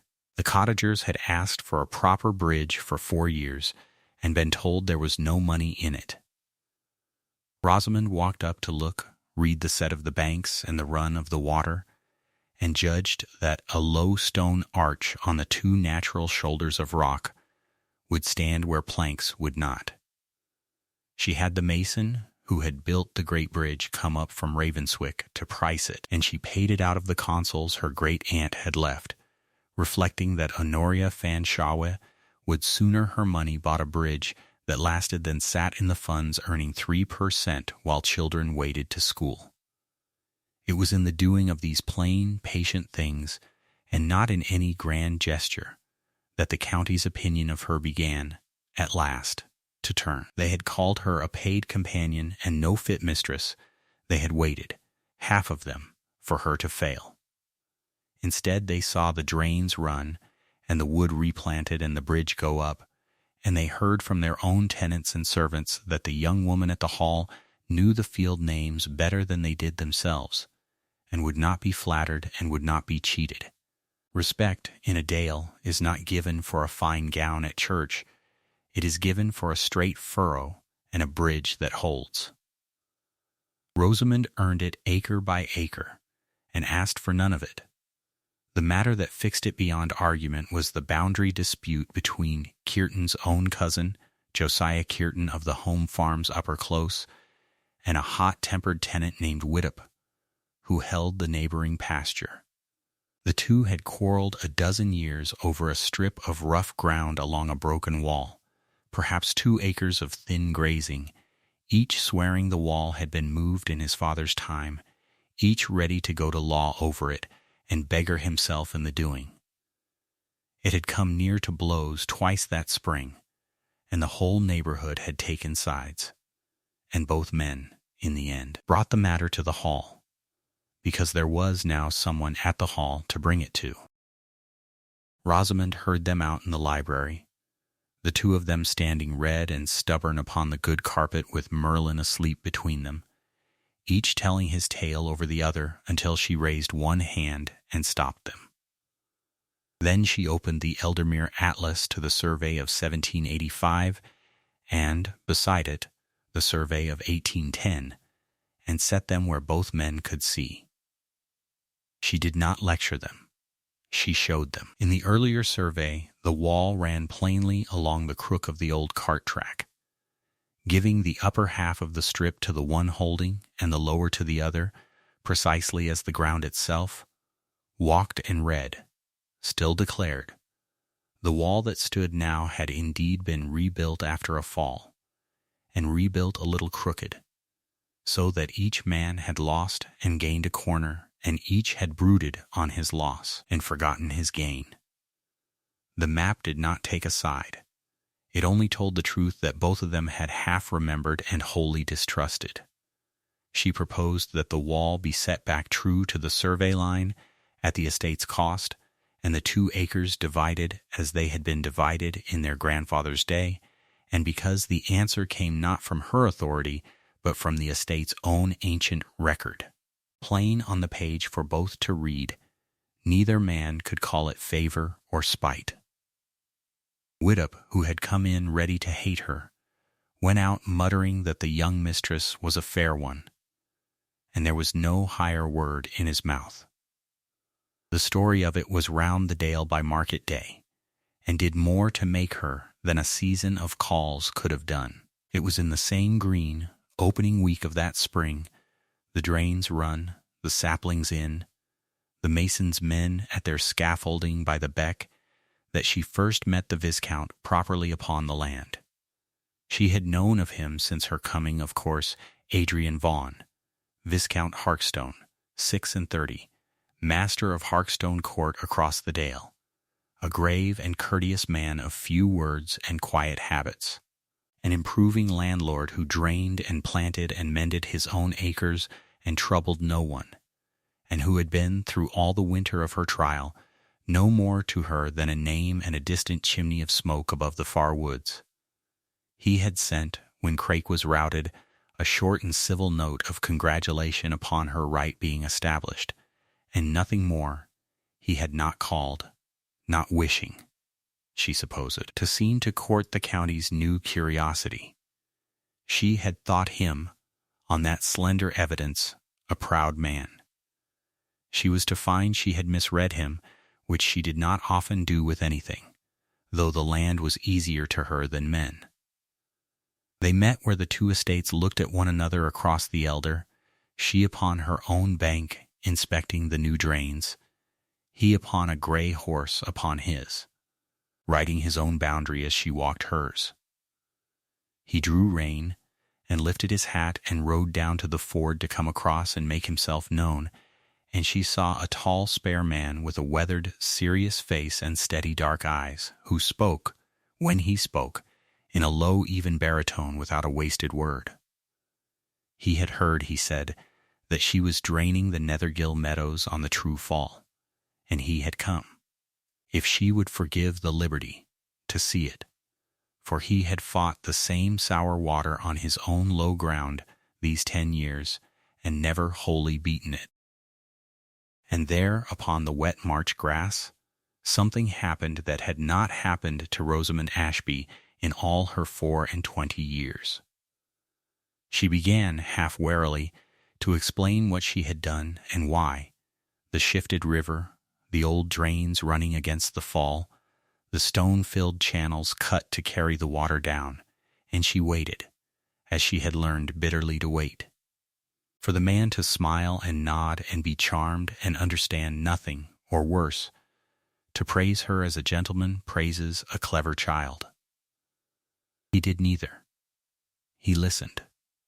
He asked where she had set the outfall, and whether she had allowed for the beck to back up in spate, and when she answered he considered it gravely and said she had the right of it, and that he had lost 2 years once for want of that very care. He asked to see her survey book, and when she brought it out he bent over her maps, not to flatter her, but to read them, tracing the fall of her ground against the fall of his own across the water, and disputing one line with her, courteously, and, she was obliged to grant, correctly. He treated her knowledge as knowledge. He weighed it as he would have weighed another landlord's, and found it good, and said so plainly, and did not once seem to think it a marvel that the thing should sit in a young woman's head. It is a small matter, perhaps, to be believed. Rosamond had learned how large a matter it is. She had faced down a forger and turned a county and never let them see her flinch. And it was this: a grave man on a wet riverbank taking her reading of the land seriously, that came nearest, in all those months, to shaking her lovely composure. She mastered it, of course, but she found she did not want the conversation to end, and that was new. They walked the drains together the length of the meadow, and talked as two who share one enthusiasm and few other listeners, of drainage and planting, of the flood and its long undoing, of which trees would take on wet ground and which would sulk, of the Atlas and its surveys of 1785 and 1810, which he had heard of all his life and never seen, and plainly longed to. He told her of his own plantations across the dale, of a beech hanger he had raised from acorns and the folly of the tenant who had laughed at him for it, and she found in his dry, unhurried talk a mind that had come, by patience and love of the ground, to the same country her father's teaching had brought her to.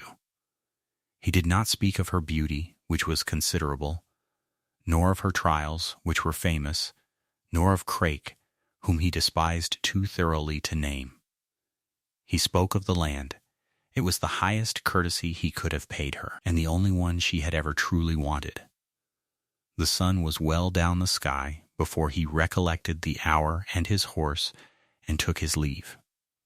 He gathered the grey's reins, and hesitated, which sat oddly upon so composed a man, and then said, with a gravity that made the plain words weigh more than a florid speech could have done, that he had not in many years found a neighbor who saw the dale as he saw it, and that if she would permit it, he should like to call at the hall, to see the Atlas she spoke of, and, he added after a moment, to continue their conversation.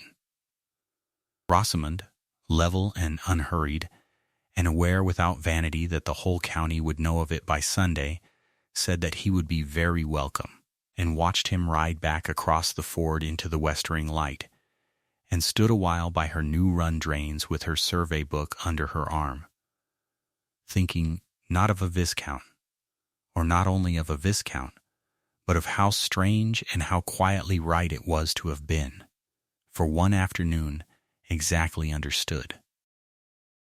The autumn assembly at Ravenswick fell upon a night of high, clear cold, when the fells stood black against a sky pricked all over with stars, and the lamps of the assembly rooms threw long gold bars across the cobbles of the market square. Rosamond Ashby had not meant, at first, to go. There is a particular courage required of a woman who knows she will be looked at, and looked at, not kindly, and she had spent the better part of the week persuading herself that a quiet evening in the library, with Merlin asleep at the fender and the atlas open upon her knee, was the wiser and the sweeter choice. But Mrs. Dorcas Hebblethwaite, keeper of the keys, had laid the dove gray silk across the bed with an air that would brook no argument, and Grace had dressed her hair with a plain band of Honoria's small pearls, and so, on the appointed night, the mistress of Eldermere went down to Ravenswick to be seen.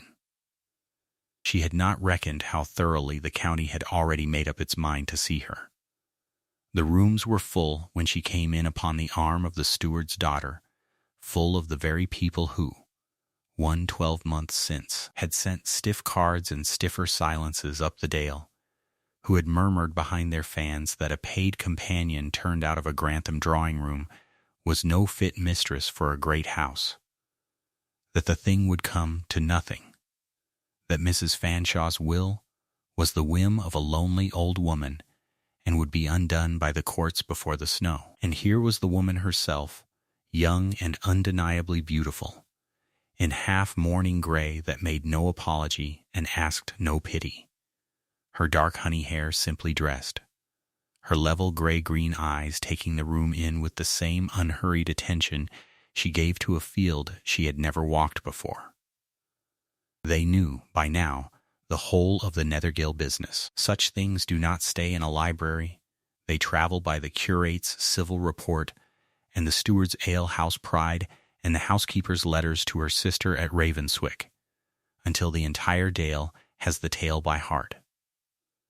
They knew that Mr. Hollis Crake of York, the florid cousin with his plum waistcoat and his quizzing glass and his forged deed, had come to Eldermere Hall to strip it of its outlying manor, and that this slip of a girl had opened the estate's own bound maps and, by the plain evidence of a lime avenue that had not been planted and a stone bridge that had not been built, had turned his fine parchment into so much waste paper before witnesses. It is one thing to disapprove of a stranger. It is quite another to disapprove of a heroine, and the county, which had been prepared to give her the cold shoulder, found that the shoulder would not obey. So the sneer curdled, that night at Ravenswick, into respect, and Rosamond, who had schooled herself for a long evening of chilly civility, found herself instead the object of a general and slightly shamefaced warmth. Sir Marmaduke Ravensworth, who had left her call unanswered in November, now begged the honor of presenting his lady. The dowagers who had whispered made a place for her among them, and asked, with a delicacy that was almost an apology, whether the water meadows had truly been drained as they heard, and whether it was so that she had settled the quarrel between the two Gilhead tenants merely by reading them their own boundaries out of a book. She answered plainly, without triumph and without meekness, and the room, listening, discovered that the heiress of Eldermere neither performed her cleverness nor hid it, but simply possessed it, as another woman possesses a good ear for music, and there is nothing the world forgives so readily as a talent that does not preen. It was at Ravenswick, too, and in the sight of all that company, that Adrian Vaughan, Viscount Harkstone, crossed the length of the room to ask her to stand up with him. He did it without flourish, a grave man of 36, quiet-spoken, with a stillness about him that the younger sparks mistook for coldness and the older heads knew for reserve, and the room, watching, understood in an instant a great deal that Rosamond herself was not yet ready to admit. For the Viscount of Harkstone Court did not dance often, and did not dance for form's sake, and had let a good many hopeful mothers understand across a good many seasons that he was not to be angled for. And here he was, walking the whole floor to bow before the companion-turned mistress whom half the county had lately scorned. They took their places in the set. He asked her, as they waited for the music, whether the new plantation in the elder wood had taken, and when she said that the oaks had struck but the larch had suffered from the wet, he nodded as a man nods who has lost larch to the wet himself, and the county saw two people talking of trees as though the crowded room were a hillside, and drew its own conclusions, and was not wrong. Whatever the assembly began, the following weeks confirmed. The Viscount asked leave to call, as he had said at winter's end that he would, and he called, and there was in his calling none of the pressing haste that Rosamond had learned, in a hard-schooled life, to be wary of. He came as a neighbor comes, on a fine forenoon, and was content to walk the terraced gardens with her while the last of the roses browned on the walls, or to go down through the deer park to the shore of the Elder Mere and stand a while watching the water take the color of the sky. He did not fill the silences. He did not flatter her person, which she would have distrusted, nor exclaim over her cleverness, which she would have distrusted more. He talked to her of the dale, of drainage and marl and the right season for planting, of a washed-out weir on the Harkstone side that he meant to rebuild, of the difficulty of getting honest carriage over the tops in a wet back end, and he listened when she talked, in a way that she had met in no other man of her acquaintance save her dead father, not indulgently, as one humors a clever child, but attentively, as one weighs the words of a person who might be right. That was the whole of it, and it was everything. Rosamond had been indulged before, and patronized before, and once or twice in the thin years half-heartedly courted by men who wanted her usefulness and could have dispensed with her mind. She had never until Harkstone been believed. He had not been in the library on the morning she brought Craik down. He had had no hand in that victory, and had said plainly that he had had none, and would not steal the smallest part of its credit. But he had heard the tale as the county heard it, and where the county had marvelled at a wonder, he had recognized a competence. And the difference was the difference between a man who admires a woman for being surprising and a man who esteems her for being sound. He watched her be right, in the small daily things, over and over. Right about which of the home farm fields would carry a second crop. Right about where the old drove road had run before the enclosures swallowed it. Right when he brought her a puzzle of his own, and she solved it out of a habit of mind he had learned to trust before he had learned to love. For he did, at the last, bring her his maps. It was a raw, bright day in the middle of November, and he came up to the hall with a flat leather case under his arm, and asked, with the nearest thing to diffidence she had seen in him, whether she would care to see the Harkstone surveys. They spread them upon the great library table where the Eldermere Atlas lay, his estate and hers, the two sides of Elderdale meeting for the first time upon a single board, and bent their heads together over the tracery of becks and boundaries, and Rosamond forgot, for the length of a happy hour, to be composed. Here was a man who had brought her, not flowers, not verses, but the drawn shape of his own land, and laid it beside hers, and asked her to read it. She read it as she read all things, quickly and surely, and found where his tenant's boundary marched with her own along the watershed above Nethergill, and showed him where an old surveyor had gone wrong by a chain and a half in 1805, so that a strip of good pasture had been paying rent to the wrong estate for a dozen years. He looked at the error, and then he looked at her, and said only, in his quiet baritone, that he had kept the survey by him half his life and never seen it, and something passed between them across the two maps that neither of them named, and neither of them needed to. There were other days, through that turning of the year, that neither of them would afterward have been able to set in order. So alike were they in their quiet contentment, and so unlike anything Rosamond had known before. They walked the lake shore in the thin sun, with Merlin lumbering ahead to affront the ducks, and she showed him where the old survey of 1785 had drawn the mere a good deal wider than it now lay, so that a whole meadow of level ground had risen out of the silt within her great-aunt's lifetime, and told him how she meant to plant it. They stood upon the little bridge at Fothergill Beck, the honest stone one, built by the mason in the spring of 1815, whose very newness had hanged Craig's forgery. And she traced for him, in the air above the water, the vanished line of the old ford, reading the buried past of the ground as plainly as another woman might read a letter. He did not once tell her that she was clever. He asked her, instead, what she made of the fall of the land above his own washed weir, and took her answer home with him, and acted upon it, and that to Rosamond was worth a whole winter of compliments. By December the whole Dale had made a settled thing of it in its talk, and the respect that had greeted her at Ravenswick had begun, in certain quarters, to sour into a finer and more flattering emotion, which was envy.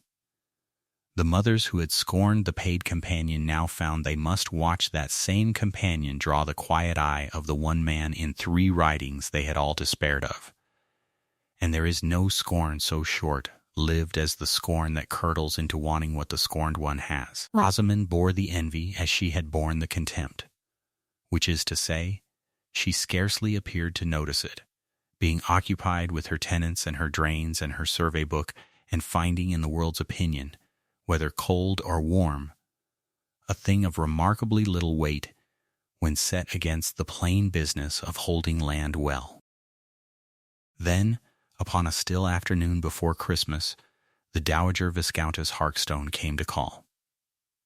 She came alone, in the old barouche, a gentle upright woman with her son's stillness softened by 40 added years, and she sat with Rosamond in the small parlor that looked south to the mere, and drank her tea, and looked about her, unhurried, at the house and at the girl who kept it. She did not speak of her son at all.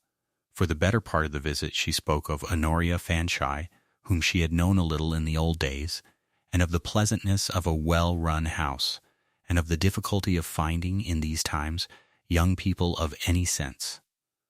But at the last, rising to go, she took Rosamond's hand in both of hers and held it a moment, and said, in a low voice, that she had watched a good many seasons hoping her son might find a woman who could see what he saw, and that she had begun to fear he never would, and that she was very glad, here she pressed the hand, very glad to have been proved wrong. It was not a command, and it was not a bargain. It was a gentle woman's blessing, quietly given and clearly meant. And Rosamond, who had learned to distrust warmth from the great, found that she believed this one entirely, and was moved by it more than she chose to show. And so it came, as such things come to those who do not chase them, on an evening in the last of the year, in the library among the maps. The fire was low and red. Merlin slept upon the hearth.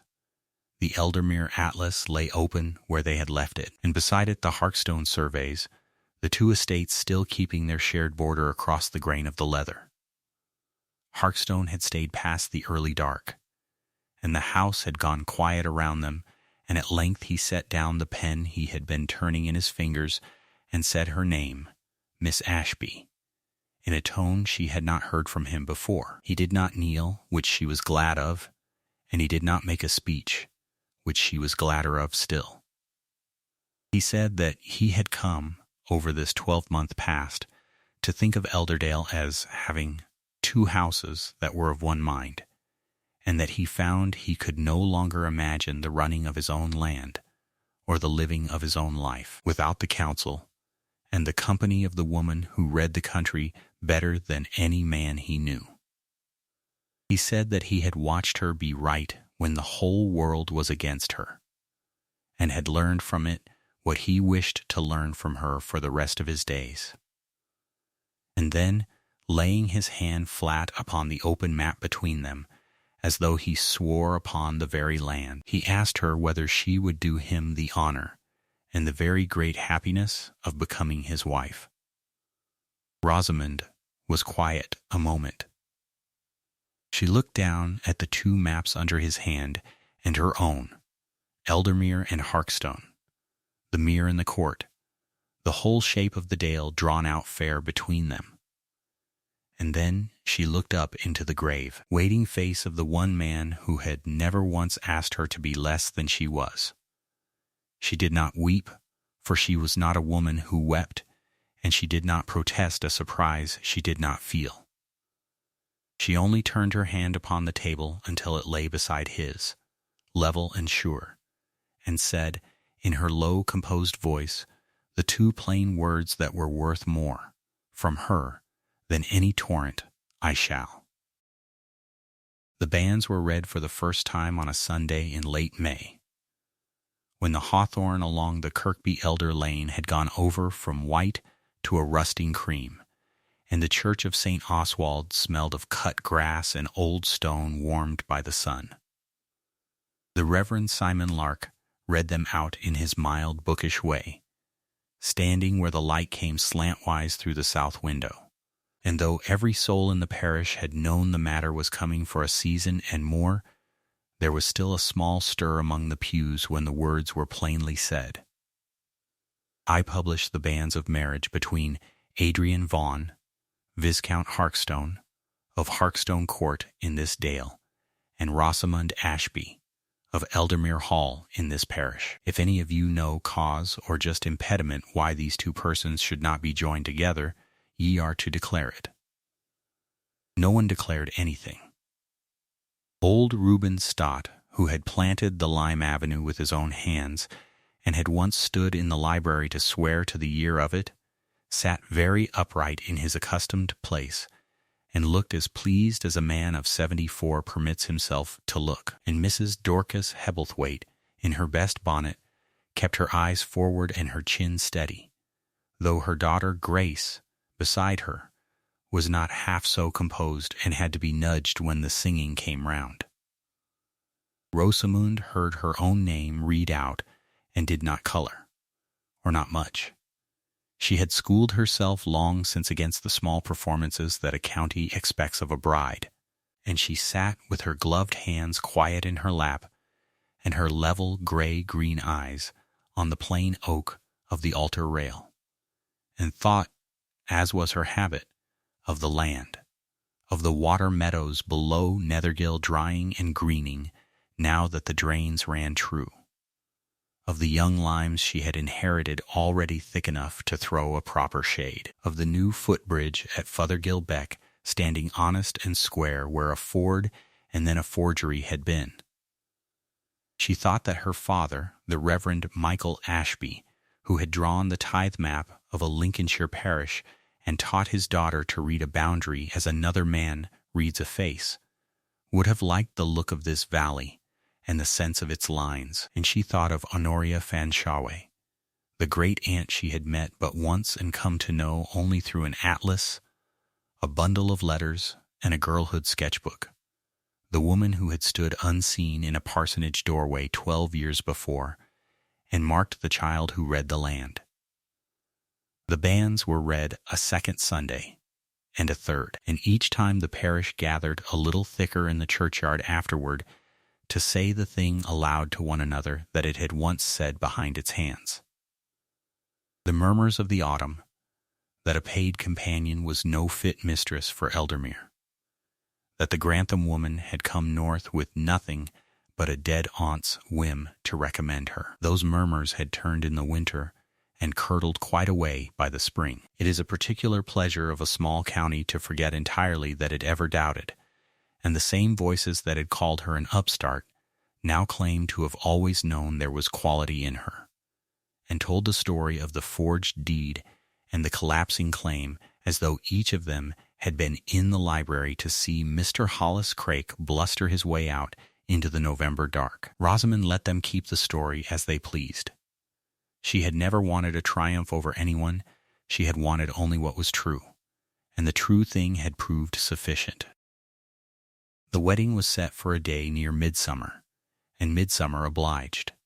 The morning came up clear and high over the fells, with a light wind off the mere and the deer standing in the far part of the park under the oaks. It was to be a quiet wedding, as both of them wished it, no crush brought up from York or London, no ostentation of carriages, only the dale and the two houses and the people who belonged to the land. But quiet in a place where everyone knows everyone is not the same as small, and the lane from the hall gates down to St. Oswald was lined the whole way with the parish come out to see her pass. The home farm families in their Sunday things, the cottagers she had sat with through the winter fevers, the school children Grace had drilled into a ragged posy throwing that scattered more clover than roses but was the sweeter for it. Mr. Amos Kearton, the steward, weather-creased and plain in a good coat, walked at the head of the tenants and had the look of a man giving away something precious that was not quite his to give, and yet somehow was. She went to her wedding in dove gray no longer. She had put off the half mourning at last, and wore a gown the color of the palest new leaf.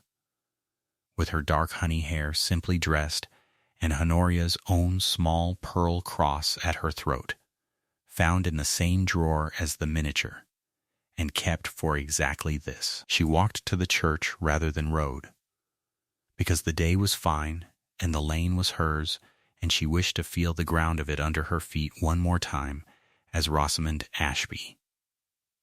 Mr. Ottywell Grange, the Richmond solicitor who had first carried her the news of her fortune, and had stood her quiet legal anchor through all the trouble that followed, came out from the town to give her his arm up the aisle. There being no father living to do it, she had asked the man who had, in his gold-rimmed spectacles and his 60-odd years of dry good sense, done a father's part by her fortunes.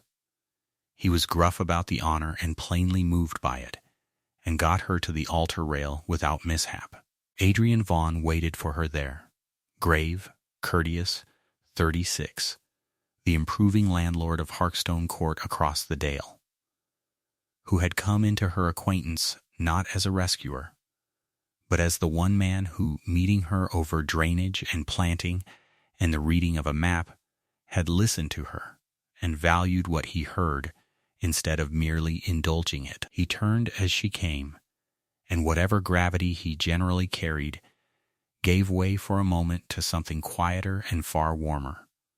And Rosamond, who did not weep and did not intend to begin now, found her composure tried and held it. Only just. The Reverend Simon Lark married them in the old words under the south window, with Grace Hebblethwaite standing up for the bride and the Dowager Viscountess Harkstone, who had called in the spring and gently given the match her blessing, sitting in the front pew with her hands folded and her face soft. When Lark came to the giving and receiving of the ring, and to the joining of hands, the church was so still that the beck could be heard through the open door, running clear over its stones. Then it was done, and said, and witnessed, and Rosamond Ashby was Rosamond Vaughan, Viscountess Harkstone, and the bells of St. Oswald, which had rung for centuries over that valley, rang for her. She did not, in the ringing, cease to be anything she had been.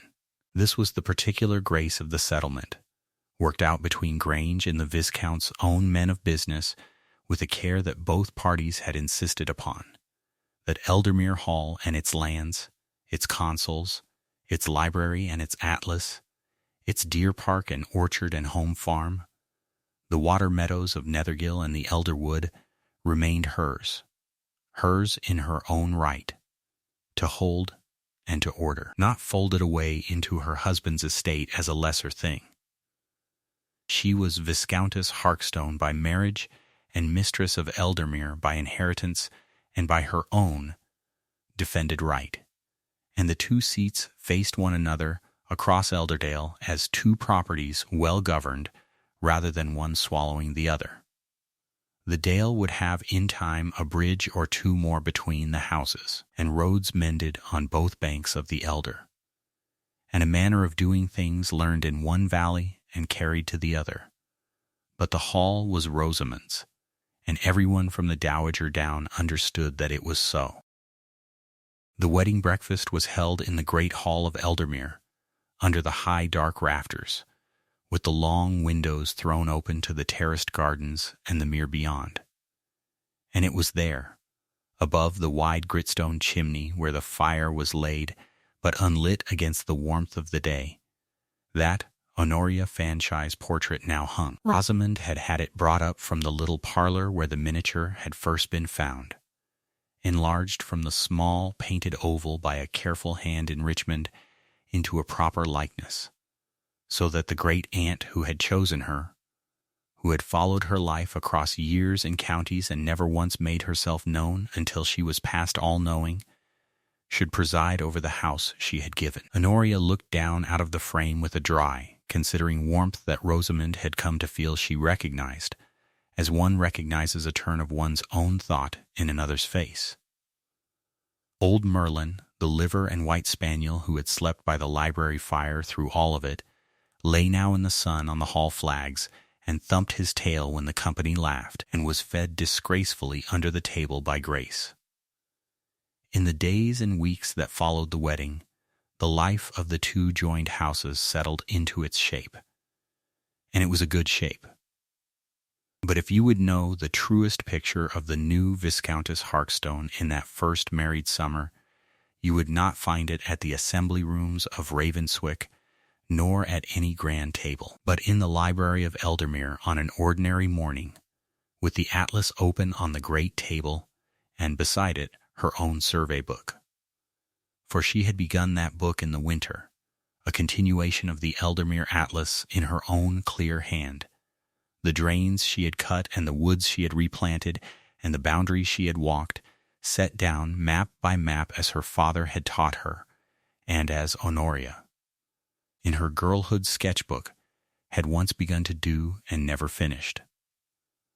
Rosamond meant to finish it, and to carry it on so that some heir of Eldermere 100 years hence, opening the bound leaves, would find the land not as a dead record, but as a living account kept faithfully from survey to survey. And on those mornings the Viscount would come across the dale and let himself in, and stand at her shoulder over the maps, not to correct and not to flatter, but to look truly at the lines she drew, and understand what they meant.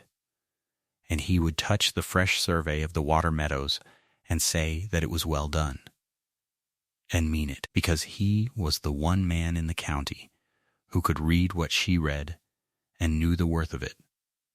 Once he brought his own estate maps of Harkstone Court over the dale and laid them beside hers upon the great table, so that the two valleys might be read together as a single country, and he asked her, a viscount asking a companion once dismissed as a nobody, whether she would look over his boundaries as she had looked over her own, for there was no better eye in the writing, he said, and he would trust the water meadows and the woods of Harkstone to no other.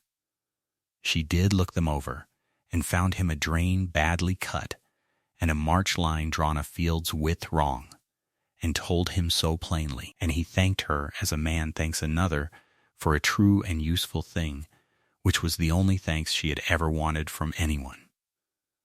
That was the whole of their courtship in a single gesture, and the whole of their marriage, two people who valued the same true things, bent over the same table, in the same good light.